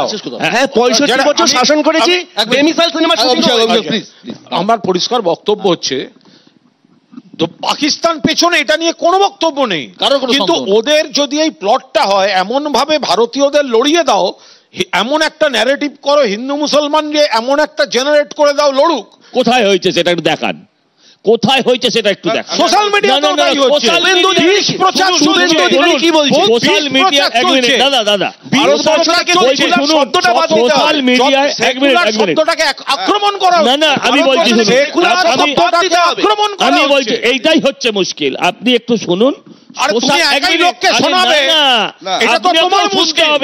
সোশ্যাল মিডিয়ার আপনার ভাষাও অত্যন্ত কদর্য। আমি আপনাকে বলছি আপনার ভাষাও অত্যন্ত কদর্য। আমি আপনাকে বলি না না এই যে হিন্দু মুসলিম ঠিক, আপনিও পাকিস্তানকে অ্যাটাক করুন, ওই সদ্য বিধবাটাকে ছেড়ে, বিধবাটাকে ছেড়ে সদ্য বিধবাকে অ্যাটাক করে সোশ্যাল মিডিয়ায় এখানে বলছেন পাকিস্তানকে অ্যাটাক করো।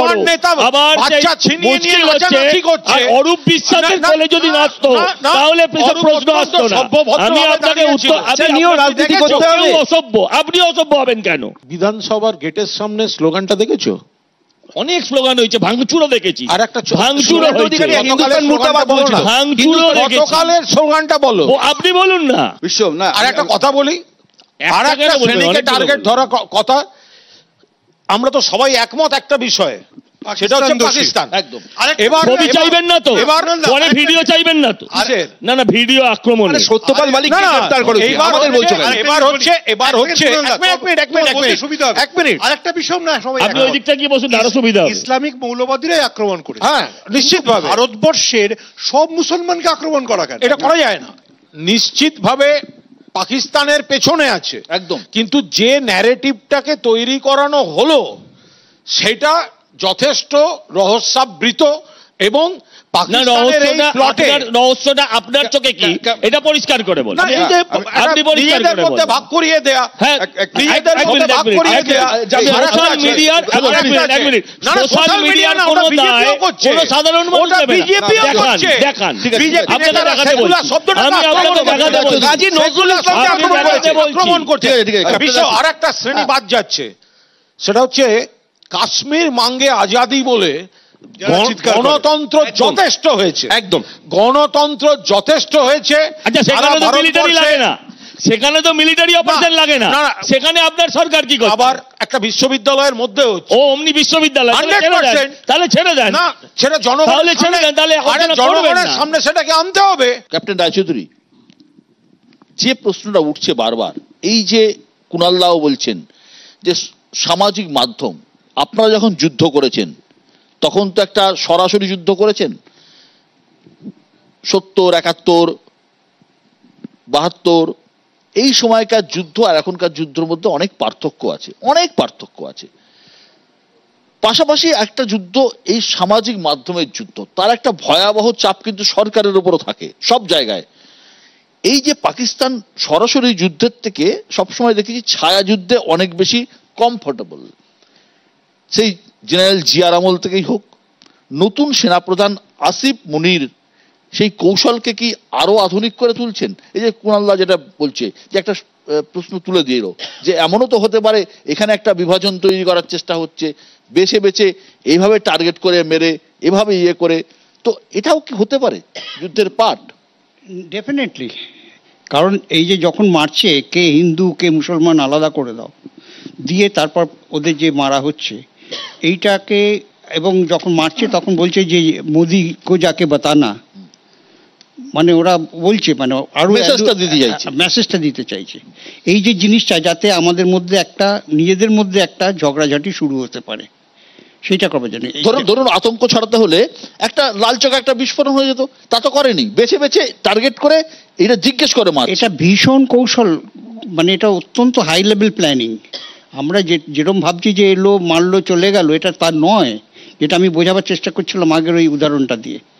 এটা যেটা করেছে এটা কিন্তু বিশাল একটা মানে খুব বড় ধরনের কনস্পিরেসি।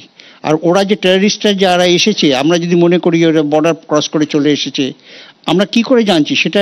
এটার এখন সমস্ত ব্যাপারটা অনুসন্ধান সাপেক্ষ। কারণ একটা জিনিস সবসময় মনে রাখবেন যে একজন করে ঢুকেছে, কেউ হয়তো দিল্লি হয়ে গেছে, কেউ হয়তো বম্বে থেকে এসেছে, মানে একটা জায়গায় আরভি দেওয়া আছে যে আমরা অমুক জায়গায় ইয়ে করবো, এই অপারেশনটা করতে হয়তো দেখা যাবে। এটা মানে আমি মানে আমার আন্দাজে যেটা বলছি বা হতে পারে যেটা, সেটা হচ্ছে যে হয়তো 2 মাস ধরে ওরা ওখানে গিয়ে অ্যাসেম্বল হয়েছে। অত বড় অস্ত্র নিয়ে তো হয়তো প্লেনে ওঠেনি, অস্ত্রগুলো লোকালি ওকে কোনো রকম সাপ্লাই দেবার একটা এজেন্সি কাজ করেছে, এবং বিভিন্ন 2-1টা বাড়িও আছে যে মানে লোকাল আছে যারা এদের মধ্যে সাহায্য করেছে, যাদের টিপস দিয়েছে। এবং এই প্ল্যানিংটা কত সুন্দরভাবে করেছে আপনি চিন্তা করতে পারছেন।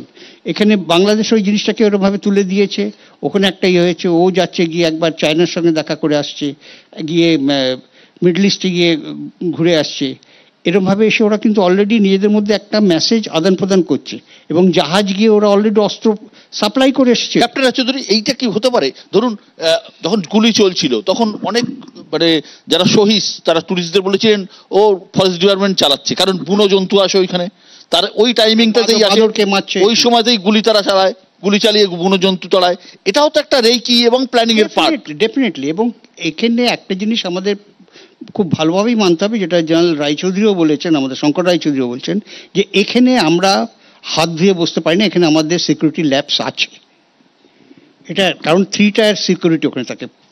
প্রথম কাজটা যেটা করে সেটা হচ্ছে লোকাল পুলিশ। পুলিশ, তারপরে আছে প্যারামিলিটারি ফোর্স, তারপরে আসে আর্মি। ক্যাপ্টেন রায়চৌধুরী জানেন, শুধু কাশ্মীরের জন্য আমাদের একটা আলাদা কোর আছে, 15 কোর, যেটা বাদামিবাগে হেডকোয়ার্টার, একটা পুরো কোর। আর কাশ্মীরের যে পুলিশ, সেটা কিন্তু ওমর আব্দুল্লাহর আন্ডারে নয়, সেটা পুরোটাই অমিত শাহর আন্ডারে। একদম, ঠিক আছে।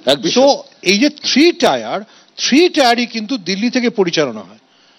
নাম্বার 2 পয়েন্ট হচ্ছে যে এতটা বড় একটা অপারেশন যখন ইউএস ভাইস প্রেসিডেন্ট ভারতবর্ষ, আমি এটাই আসছি, আমি এখানে আসছি, মানে এর আগেও যখন ক্লিনটন, তখন এখানে টাইমিং, এর আগে আমরা দেখেছি 2000 সালে যখন বিল ক্লিনটনের ভারত সফরের ঠিক আগেই এইরকম নিরীহ মানুষদের উপর অ্যাটাক হয়েছিল। এবারে জেডি ভান্স নিজে ভারতে উপস্থিত, প্রধানমন্ত্রী নরেন্দ্র মোদী সৌদি আরবে গেছেন, এবং সদ্য আমেরিকা একটা সরকার, নতুন সরকার ক্ষমতায় এসেছে, ট্রাম্প আবার ক্ষমতায় এসেছেন। তো সরাসরি এতদিন আমরা দেখছি নিরাপত্তা বাহিনীর উপর হামলা হতো, সরাসরি পর্যটকদের উপর বেছে বেছে হামলা হচ্ছে। কি কারণ হতে পারে, কেন হতে পারে? এর পেছনে চায়নার ভূমিকা আছে বা পাকিস্তানের ভূমিকা তো আছে, আমরা জানি। অন্যান্য আন্তর্জাতিক শক্তির ভূমিকা কিছু থাকতে পারে? অসম্ভব নয় এই কারণে যে আমরা ইতিমধ্যেই এরকম একটা সন্দেহ করা হচ্ছে যে কোনো আন্তর্জাতিক সন্ত্রাসবাদী সংগঠন, হামাসের নাম উঠে আসছে একদম, যে তারা হয়তো পাকিস্তানিদের মদত দিচ্ছে, মানে এই সন্ত্রাসবাদীদের এই নামগুলো উঠে আসছে।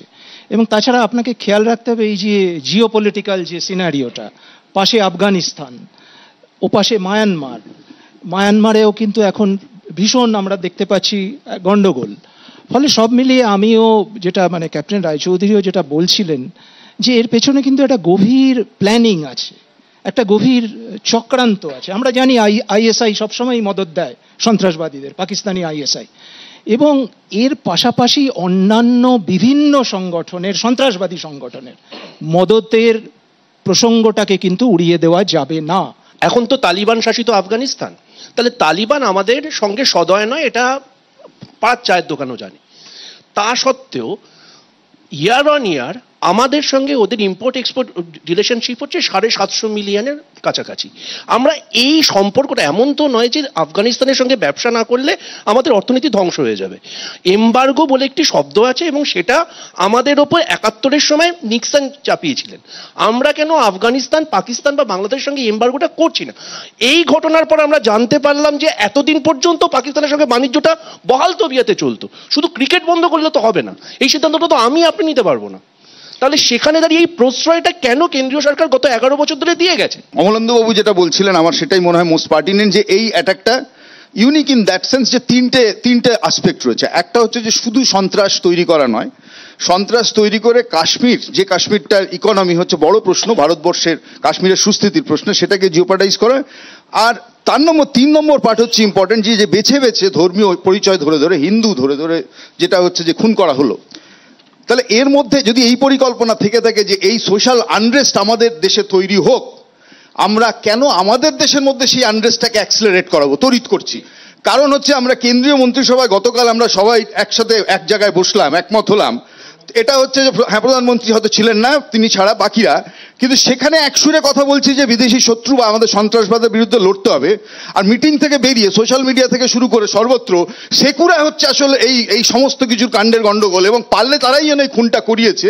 এই প্রচারটা এতটা বিষাক্ত প্রচার যে শেষমেশ যাচ্ছে যে কাশ্মীরে, যে কাশ্মীর 35 বছরের পর এই প্রথম মুর্শিদাবাদকে জোড়াবো। হ্যাঁ, আমি বলছি মুর্শিদাবাদ জড়ছে। 35 বছর বাদে কাশ্মীরে সর্বাত্মক বন্ধ হয়েছে কালকে এই হত্যার প্রতিবাদে। এবং তখন যদি বলে যে কাশ্মীরের শালালা আসলে বাড়িতে ঢুকতে দিবি না, এই হেড ক্যাম্পেইনটা যদি চালু হয়, আর আসলে ওখানে ওই যে মুসলিমরা লস্করি তো এবার মেরে গেছে বলে এই দেশের 20 কোটি মুসলিম সবার দিকে এরকম উঁচু চোখে তাকা, আমি বলছি ইচ্ছে খারাপ জিনিস। আমার কাছে গতকাল একটা ছবি এসেছে, ইউনিভার্সিটির ছবি, তার গেটে লেখা আছে বিসিকেভি, এবং মুসলিম এবং কুকুরদের প্রবেশ নিষেধ, যেটা তুই চট্টগ্রামে দেখে এসেছিলি, ব্রিটিশরা লিখে রেখেছিল ইউরোপিয়ান। এক্স্যাক্টলি, এখানে প্রীতিলতা ওয়াদ্দেদার মারা গিয়েছিলেন। আমি বলি 1 মিনিট, রায় বিশ্বদার প্রশ্নের উত্তরটা দিয়ে দিই। এই যে পাকিস্তানিরা হিন্দু আর মুসলমানকে আলাদা করে নিচ্ছে, ঠিক এটা আপনার মনে হচ্ছে যে পাকিস্তানিরা আমাদের মধ্যে বিভাজন তৈরি করছে, এরকম dogs and Muslims are not allowed, সেটাও কেউ বুদ্ধি করে আলাদা করার পরিকল্পনা ষড়যন্ত্র করছে না?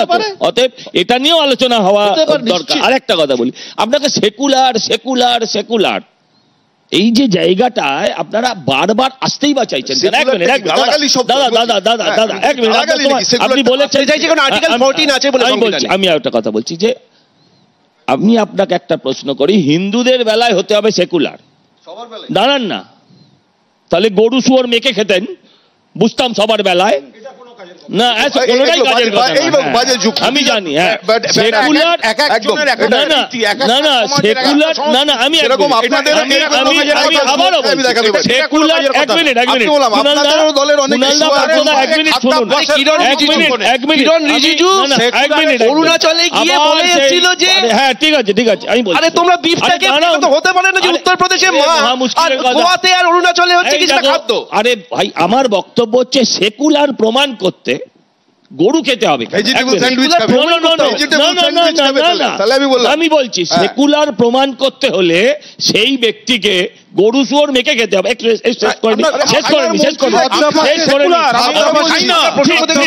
এইটাই কথা, এইটাই। আপনি বলুন, আরে বাবা আপনি বলছি তো, আমি কুণালদা সেটাই তো শেষ করতে দিন না। আপনি বলুন যে আমি হিন্দু, আমি পরধর্মে সহিষ্ণুতায় বিশ্বাসী।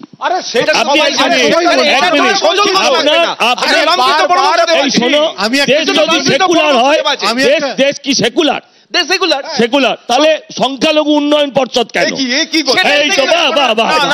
দেশ যদি সেকুলার হবে তাহলে আদিবাসীরা জাতের ভিত্তিতে ধর্মের ভিত্তিতে, আবার বললাম দাঁড়াও, আমাদের উত্তর দিতে দাও।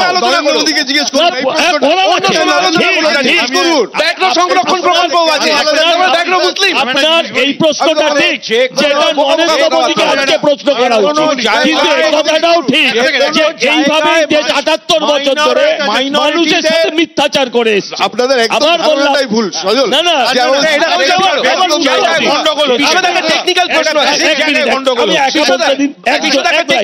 একটা লাইন বলতে দিন, আপনি একজন করে উত্তর। তোমাদের দলে সংখ্যালঘু মোর্চা আছে কেন?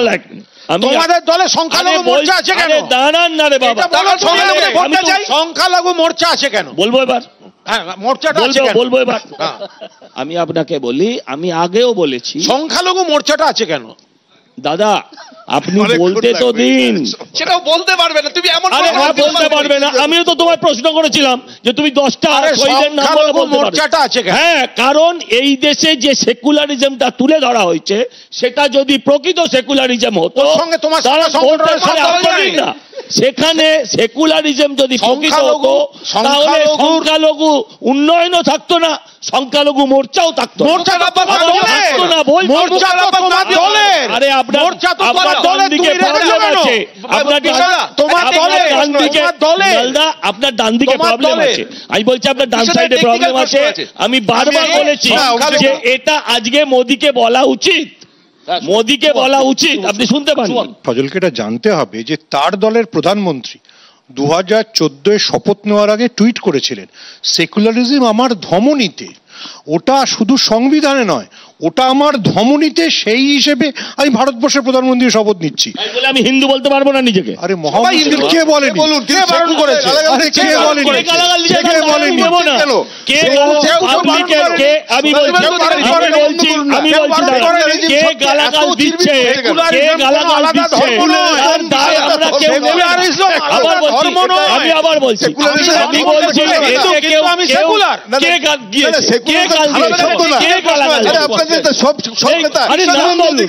চৌধুরী, সাম্প্রতিক অতীতে আমরা দেখেছি বালাকট অ্যাটাক হয়েছে, ওখানে ঢুকে জঙ্গি ঘাঁটিতে বোমা ফেলে আমাদের ফাইটাররা ফিরে এসেছেন।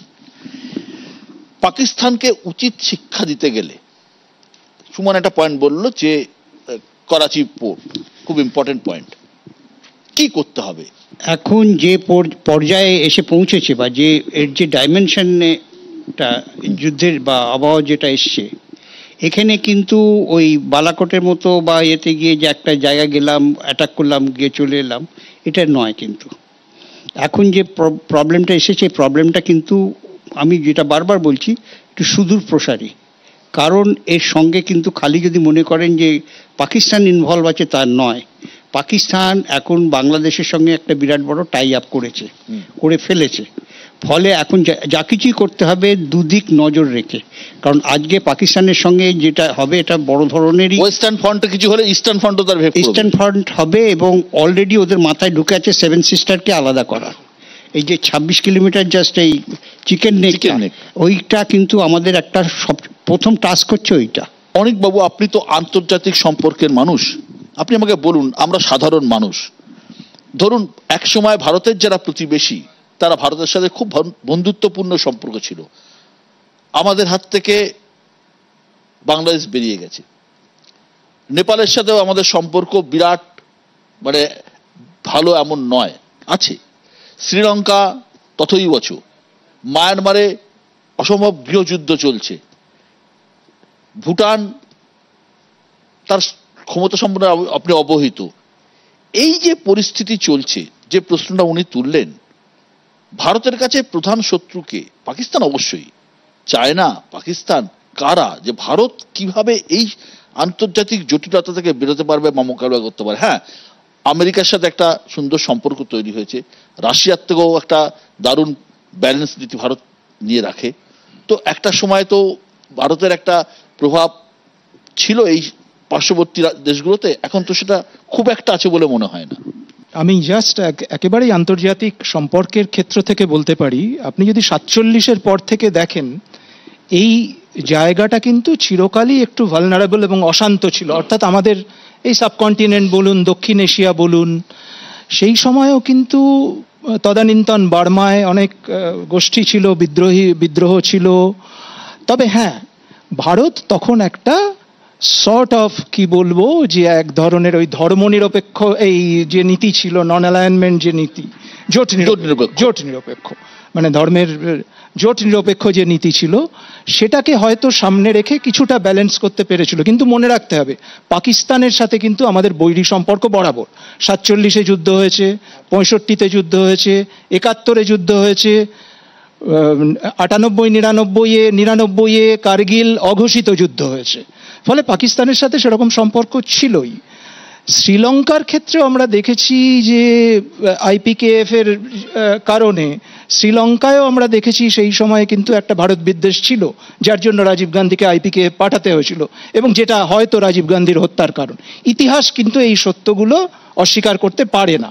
এটা কিন্তু ফলে আমাদের সম্পর্ক ওভারঅল তদানীন্তন সোভিয়েত ইউনিয়নের সঙ্গে খুব ভালো ছিল, আবার আমেরিকার সঙ্গে তখন অত ভালো সম্পর্ক ছিল না। ফলে এই যে দক্ষিণ এশিয়া বলুন বা সারা পৃথিবীতেই আমাদের সম্পর্কের ওঠা পড়া ছিল, এটা কিন্তু ঐতিহাসিকভাবে সত্য। এবং আমাদের চারিদিকেও কিন্তু সম্পর্ক যে সবসময় খুব মজবুত ছিল এরকমটা বলা যাবে না। সুমনের কাছে আসবো। সুমন, এই যে প্রশ্নটা ক্যাপ্টেন রায়চৌধুরী বললেন, আমরা যে জায়গায় বসে আছি অর্থাৎ পশ্চিমবঙ্গে, আমাদের পার্টটা খুব ইম্পর্টেন্ট, ভীষণ ইম্পর্টেন্ট। ওয়েস্টার্ন ফ্রন্ট ঠিক আছে, কাশ্মীরে হচ্ছে বলে আমি চুপ করে বসে আছি, আমার কোনো গায়ে আঁচ রাখবে না তা তো নয়। কারণ আমরা এমন একটা জায়গায় রয়েছি, আমাদের পাশে মানে এরিয়াল ডিস্টেন্সে চায়না খুব কাছে, বাংলাদেশ কাছে। বাংলাদেশকে এখন যে কেউ ব্যবহার করতে পারে তাদের মানে লঞ্চিং জায়গা হিসেবে বা তাদের নিজস্ব ঘাঁটি হিসেবে, কারণ বাংলাদেশ আমাদের হাত থেকে অলমোস্ট বেরিয়ে গেছে। ইস্টার্ন ফ্রন্ট কতটা গুরুত্বপূর্ণ? খুব গুরুত্বপূর্ণ। তার সঙ্গে আরেকটা দেশের নাম মনে রাখতে হবে, মায়ানমার, যেখানে একটা গৃহযুদ্ধ চলছে এবং যে গৃহযুদ্ধে চায়না একটা পার্ট। তবে আমি অভিষেকের সাথে একটা জায়গায় ডিফাই করব যে সব সিচুয়েশন, মানে প্রথমত হিস্টোরিক্যালি একটা জিনিস বুঝতে হবে, যেটা প্রফেসর চ্যাটার্জি বললেন, যেটা প্রণববাবু বলতেন, সেটা হচ্ছে যে আমাদের প্রথম মনে রাখতে হবে যে we are surrounded by neighbours, যার মধ্যে maximum Muslim country, Maldives, Afghanistan, Pakistan, Bangladesh. Myanmar Burmese, মানে মায়ানমার বৌদ্ধ, শ্রীলঙ্কা বৌদ্ধ, নেপাল একমাত্র হিন্দু রাষ্ট্র যেখানেও সম্পর্ক খুব তিক্ত। আচ্ছা, তাহলে চ্যালেঞ্জ কি? নেপালও আমার বাংলা মানে পশ্চিমবঙ্গকে এফেক্ট করে। চ্যালেঞ্জ হচ্ছে যে যেখানে অভিষেকের সাথে আমি ডিফাই করবো, থ্যাঙ্কফুলি অজিত ডোভাল আফগানিস্তানটাকে ম্যানেজ করেছেন, যেটা কিন্তু আসিফ মুনিরের জন্য একটা টেনশন, যে এখন আমাদের সাথে তালিবান সরকারের সম্পর্ক অত্যন্ত ভালো, আর তালিবানদের সঙ্গে ইসলামাবাদের সম্পর্ক অত্যন্ত তিক্ত। থ্যাঙ্কফুলি যেটা আমাদের মেজর প্রবলেম সেটা হচ্ছে যে আমি যত হিন্দুত্ববাদকে দেশে বাড়াবো, তাহলে এই মুসলিম প্রতিবেশী দেশগুলোতে টেনশন তৈরি হবে, যে টেনশন মালদ্বীপের সঙ্গে প্রথমে আমরা হবে দাদা, স্বাভাবিক না কেন হবে? এই মুসলিমরা হিন্দু মানলে হিন্দুদের রাগ হবে না, আর আমরা হিন্দুদের হিন্দুত্বের কথা বললে মুসলমানদের রাগ হবে না। কেন হবে দাদা? আভ্যন্তরীণ রাজনীতি সবসময় কি করে জড়ায়? সেই কোনোটার সাথেই কোনোটাকে জড়ায় না। আমার বক্তব্য শেষ করি। সে হচ্ছে যেটা মালদ্বীপের সঙ্গে প্রথমে প্রবলেম হয়েছিল, কিন্তু মুইজু থ্যাঙ্কফুলি বুঝতে পেরেছেন যে চায়নার চাইতে ভারত ভালো মিত্র। তো চায়নার থেকে আমরা মুইজুকে বার করতে পেরেছি, চায়নার থেকে আমরা শ্রীলঙ্কার সাথে ব্যালেন্সিং, আফগানিস্তানকে বার করতে পেরেছি, পাকিস্তান আর নেপালে মোটামুটি বেরিয়েছে না, নেপালে is a very stiff problem. Absolutely right captain Roychowdhury, আমি বারবার বলছি যে পহেলগাঁওতে অ্যাটাক হচ্ছে, দীঘাতে যে অ্যাটাক হবে না তা না। এই লাইভ মানে প্রোগ্রাম চলার সময় আমাকে একজন বাংলাদেশ থেকে ভারত বন্ধু মেসেজ করছেন, ভুলে যাবেন না যে আমাদের কি পরিস্থিতি। এবার সেখানে আমি শুধু একটা পয়েন্টে ডিফার করব, আমাদেরও অপশন আছে। যদি মায়ানমারে যুদ্ধ চলে তাহলে কিন্তু চট্টগ্রামও একটা চিকেন নেক, চট্টগ্রাম কক্সবাজারও আলাদা হয়ে যেতে পারে, ঠিক আছে? So how Indian diplomacy will play, how aggressive we are. আমি এখানে বলে দিয়ে দিচ্ছি, একটা যোগ করছি। এখানে কিন্তু বাংলাদেশ বর্ডারের গুরুত্ব অপরিসীম, সবথেকে বেশি। আমি সাংবাদিকতার সূত্রে ৯ দশকের শেষ দিকে যে খবরটা করেছিলাম, এই তখন এই ওদিক থেকে ঢুকে আসা জঙ্গিরা তৎকালীন জম্মু তাওয়াই দিয়ে ঢুকে গিয়ে কারগিলে জমায়েত হচ্ছিল। তাদের কাছ থেকে ওই ডকুমেন্ট পাওয়া যায় যে আল কায়দা বলে একটা সংগঠন, তারা নিউ ইয়র্কে ওয়ার্ল্ড ট্রেড সেন্টার ধ্বংস করতে যাচ্ছে। ওটা কিন্তু এখানকার সেন্ট্রাল মানে গোয়েন্দারা পেয়েছিলেন, কেউ পাত্তা দেয়নি, এবং ওই অবিশ্বাস্য ঘটনাটা ঘটেছিল। ফলে আমাদের ওই দিকের ফ্রন্টে যেটাই হচ্ছে, এই বাংলাদেশ ব্যাপারটা, এই বর্ডারটাকে যতটা না হলে এরা ওই জায়গা থেকে, এই জায়গাটা কিন্তু বিএসএফ এর গুরুত্ব এখানে রাজনীতির বাইরে গিয়ে আমাদের সকলের নিজেদের স্বার্থে, সেটা ত্রিপুরা আগের দিন ধরা পড়লো কোথায়, আগরতলা স্টেশনে ধরা পড়লো, ওদিক দিয়ে ঢুকেছে দুটো গ্রুপ, একটা গ্রুপ যাচ্ছিল দিল্লিতে, একটা গ্রুপ আসছিল কলকাতায়। ফলে এই জায়গাগুলো, এই ইস্টার্ন ফ্রন্টটাকে ঠিক করা, নর্থ ইস্টার্ন ফ্রন্টে তো এর আগে বাংলাদেশের আমরা জানি নর্থ ইস্টার্ন ফ্রন্টে কত অস্ত্র। আমি অ্যাড করি তাহলে সজনের বুঝতে সুবিধা হবে। সেটা হচ্ছে এটা তো থ্রেট হচ্ছে মুসলিম ব্রাদারহুড, একদম। মুসলিম ব্রাদারহুড ইজ প্রেজেন্ট ইন মিশর, মুসলিম ব্রাদারহুড প্রেজেন্ট ইন টার্কি, মুসলিম ব্রাদারহুডের মানে আতুর ঘর হচ্ছে পাকিস্তান। তো আমাকে মুসলিম ব্রাদারহুডকে হ্যান্ডেল করতে হবে, আমাকে মুসলিমদের হ্যান্ডেল করতে হবে না, এইটা প্রথম বুঝতে হবে। আমি জাস্ট দুটো পয়েন্ট, এই আপনি যে আলোচনাটা তুললেন শেষ লগ্নে, সেটা হচ্ছে মাথার উপরে চীন আর নিচের দিকে বাংলাদেশ। এই অবস্থায় এবার এখানকার যে গন্ডগোলটা হচ্ছে, যে যদি জলের ফলে না, চীন তো নরেন্দ্র মোদী দেখেন অনেক সময়, চীনের সাথে ভালো সম্পর্ক এখন।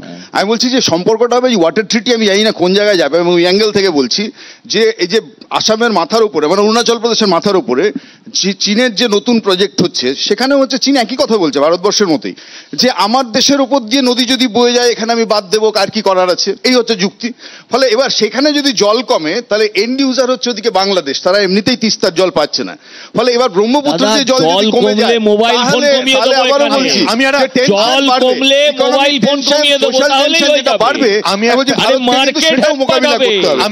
ভেবে চিন্তে একটা সিদ্ধান্ত নিই। পার্থদার কথাটা 5 সেকেন্ড যোগ করব, যেটা সজলরা বুঝতে পারছেন না, যেটা প্রবলেম, সেটা হচ্ছে যে পৃথিবীর সবচেয়ে বড় 5টা নদী সত্যি চীন থেকে উৎপত্তি। সেটা মেকং, যেটা ভিয়েতনামে ঢুকছে, যেটা থাইল্যান্ডে ঢুকছে, যেটা ইন্দোনেশিয়ায় ঢুকছে। এবার আমি আমার হিন্দুত্ববাদকে যদি অত চড়া জায়গায় নিয়ে যাই, তাহলে কিন্তু ইন্দোনেশিয়া আমার বন্ধু থাকবে না। তাহলে কিন্তু বলছি ইন্দোনেশিয়া বন্ধু থাকবে না? ইন্দোনেশিয়ার টাকায় গণেশ আছে, ইন্দোনেশিয়ার এয়ারলাইন্স এর নাম গরুড় আছে, যখন আপনার বন্ধু হয়ে গেছে সারা ইন্দোনেশিয়ায় মোদি সাহেবের বন্ধু হয়েছে, সারা ইন্দোনেশিয়ায় পুরনো ভারতীয় স্থাপত্য রয়েছে। দেখো সজলদা, নরেন্দ্র মোদীর নদী সংযুক্তিকরণ প্রকল্পই তোমাদের একমাত্র সব ঠিক, জল যাবে এমন জল করে ফেলছো তোমরা। নরেন্দ্র মোদীর নদী সংযুক্তিকরণই তোমাদের একমাত্র। আমার সব ঠিক, আমরা বুঝি বলে শুধু যে আমাদের চোখ বোঝা বাকি আছে এটা যেন না হয়, আপনারা বুঝুন, কিন্তু এত বোঝার দরকার নেই, ওটা যারা আছে তাদের বুঝতে দিন না। আরে বুঝলে 26 জন মরতো না, বুঝলে তো 26 জন প্রথমবার মরিনি, প্রথমবার মরিনি, আপনার জামানায় মরেছে, ওর জামানাতেও মরেছে, আবার বললাম প্রথমবার মরিনি, প্রথমবার মরিনি। আমার আপাতত শোনা যে তুমি আর শূন্য নয়, তুমি আর শূন্য নয়, এটা শোনার চেষ্টা করো। আমার শেষ প্রশ্ন, ব্যাপারে ভেবো না, আমার শেষ প্রশ্ন সজলকে, শেষ প্রশ্ন, থ্যাংক ইউ, শেষ প্রশ্ন সজলকে।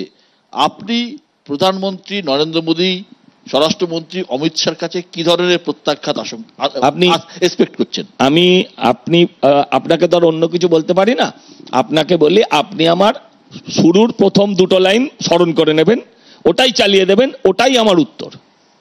যে ভারতবাসী, আমি বলছি ধর্ম নির্বিশেষে, আমি এটা বিশ্বাস করি যে সব মুসলিম, এই তো সিটি কলেজে সজলদা ফেরত এসছে, আচ্ছা সব মুসলিম দাঙ্গার সাথে যুক্ত নয়, কিন্তু যারা দাঙ্গার সাথে যুক্ত সবাই মানে তাদের বিরোধিতা করতে কেউ অস্বীকার করেনি, প্লিজ কেউ অস্বীকার, তাহলে পুরোটা বললে তো তবে তো তোমার ভালো লাগবে। আমি শেষ করিনি, বিশ্বনাথ ছিল ঘর মে ঘুষকে মারে না, আমি বলছি হ্যাঁ ঘর মে ঘুষকে মারেঙ্গে, যা সেটা তো পরে দেখা যাবে। আমার বক্তব্য ছিল যে সব মুসলিম দাঙ্গার সাথে যুক্ত নয়, কিন্তু মুসলিম সম্প্রদায় এই বিষয়ে নীরব থাকে, তারা রাস্তায় নামে না, ফলে সারা ভারতবর্ষ নেমে যে 5 লাখ মসজিদ, সমস্ত 5 লাখ মসজিদ এটার জন্য পহলগাঁও থেকে শুরু করে সর্বত্র রাস্তায় নেবে। এটা মোদির সমর্থনে, মমতা স্ফূর্ত বন্ধ হয়েছে মোদির সমর্থনে, তারা মোদিকে সমর্থন করছে। না না না, সারা কিন্তু পুলওয়ামা, আমি আবারও বলছি, মানুষ তো তাদের বিস্ফোরণটা কারা ঘটিয়েছে এটা একটু জানার দরকার। এখনো যদি না জেনে থাকেন, এখনো যদি না জেনে থাকেন, ইন্টেলিজেন্স কমিটি এটাই হচ্ছে স্বরাষ্ট্রমন্ত্রক জানাবে, আননোন সোর্স লিখেছে, আননোন সোর্স লিখেছে, স্বরাষ্ট্রমন্ত্রক আননোন সোর্স লিখেছে, স্বরাষ্ট্রমন্ত্রক জানাবে কারা ঘটিয়েছে বলছি, স্বরাষ্ট্রমন্ত্রক আননোন সোর্স লিখেছে। উত্তরটা দিতে দিন, উত্তরটা দেখাবেন। মালেগাঁও বিস্ফোরণে যাদের দোষী সাব্যস্ত করা হয়েছে তাদেরকে এনআইএ মোদিজির অমিত শাহের পরিচালনায় শাস্তি দিচ্ছে দলের লক্ষ্যে। কুণাল ঘোষকে 3.5 বছর যে জেল কাটিয়েছে, সাতার নেতা আজকে কুণাল দা তাকে নেতা বলে মেনেছে। এইটাই হচ্ছে দলের মধ্যে। এক মিনিট বিশ্ব, এটা আমাকে একটা উত্তর দিয়ে দিতে দে। দুটো যখনই হ্যাঁ নিশ্চয়ই, যখনই আমার যুক্তির কাছে কারুর কোনো পালিশ করার যোগ্যতা হয় না, তখন এইটা টেনে না না আমি আমি শেষ করতে করেন, আপনি আনন্দ পান। এক মিনিট আপনি এটা উপভোগ করেন। এক মিনিট আমার বিরুদ্ধে একটা অভিযোগ ছিল, আমাকে পুলিশ নিয়ে গেছিল, দুটো যে মামলায় নিয়ে গেছিল সব মামলা থেকে মুক্তি দিয়েছে, সেটা রায়, কোর্টের রায় বেরিয়ে গেছে, বাকি 2-4টে আছে। শেষ করতে দাও, আরে শেষ করতে দাও, আরে শেষ করতে দাও, সিবিআই আছে। আমাকে তো টাইম দেবে নির্দোষ প্রমাণের। সজলের বাবা খুনের মামলায়, এক মহিলাকে খুনের মামলায় পুলিশ নিয়ে গেছিল, নির্দোষ হয়েছেন, টাইমটা তো দেবে। সজলের বাবা মহিলাকে খুনের মামলায় পুলিশ তুলে নিয়ে গেছিল, আরে তাকে সময় তো দেবে। কত বছর লেগেছিল রায়টা বেরোতে, এটা দেখিও। দেখাবেন। আমি আবারও বলছি, তুমি ছোট ছিলে, সকালবেলা লিখেছিলাম, শোনেন না, আবারও বলছি, এটা দেখাতে হবে, এটা দেখাতে হবে। আমি বলছি খুনের মামলা যে শব্দটা ব্যবহার করলেন সেটা আপনি মিথ্যে কথা বললেন, সেটা আপনি মিথ্যে কথা বললেন। না, আবারও বলছি, তোমার বাবাকে খুনের মামলায় নিয়ে গেছিল, তোমার বাবাকে খুনের মামলায় চিৎপুর থানায় নিয়ে গেছিল, আবারও বলছি বলছি না, সোমেন মিত্র আবার বলছি না, আবার বলছি না, আবার বলছি না, আবার বলছি না, আবার বলছি না, আবার বলছি না, রাজনীতি ছেড়ে দেবো, রাজনীতি ছেড়ে দেবো, রাজনীতি ছেড়ে দেবো, রাজনীতি ছেড়ে দেবো, কুণাল ঘোষ রাজনীতি ছেড়ে দেবো। প্লিজ প্লিজ প্লিজ একটা বিষয় পরিষ্কার এই আলোচনা থেকে, একটা হচ্ছে অত্যন্ত গুরুত্বপূর্ণ, আমরা একটা বিষয় সবাই একমত, সন্ত্রাসবাদের বিরুদ্ধে আমরা প্রত্যেকে, সেখানে হিন্দু মুসলিম কোনো ভেদাভেদ নয়, সন্ত্রাসবাদীদের বিরুদ্ধে আমরা প্রত্যেকে, এবং আমরা মনে করি যে যোগ্য প্রত্যুত্তর দেওয়া উচিত। সেটা কি পদ্ধতিতে সেটা দেশনায়করা ঠিক করবেন, তার কারণ পরিবেশ পরিস্থিতি এখন বদলে গেছে। এখন আর ক্যাপ্টেন রায়চৌধুরীর কথা ধার করে বলতে হয়, এখন আর 10 দিনের যুদ্ধ শেষ হওয়ার সময় নেই। সুতরাং একটা যুদ্ধে যাওয়ার আগে বা অনেক কিছু আগু পিছু ভাবতে হয়। ভারতবর্ষের অর্থনীতি, ভারতবর্ষের মানুষ, ভারতবর্ষের জনগণ সবকিছু মিলিয়ে, কিন্তু মানুষের আবেগ একটা রয়েছে, যে আবেগটাকে আমরা অস্বীকার করতে পারি না। কোথাও একটা এসপার ওসপার করার সময় হয়তো এসেছে, আমরা সেদিকেই তাকিয়ে থাকবো। অনেক অনেক ধন্যবাদ আজকে এখানে আসার জন্য।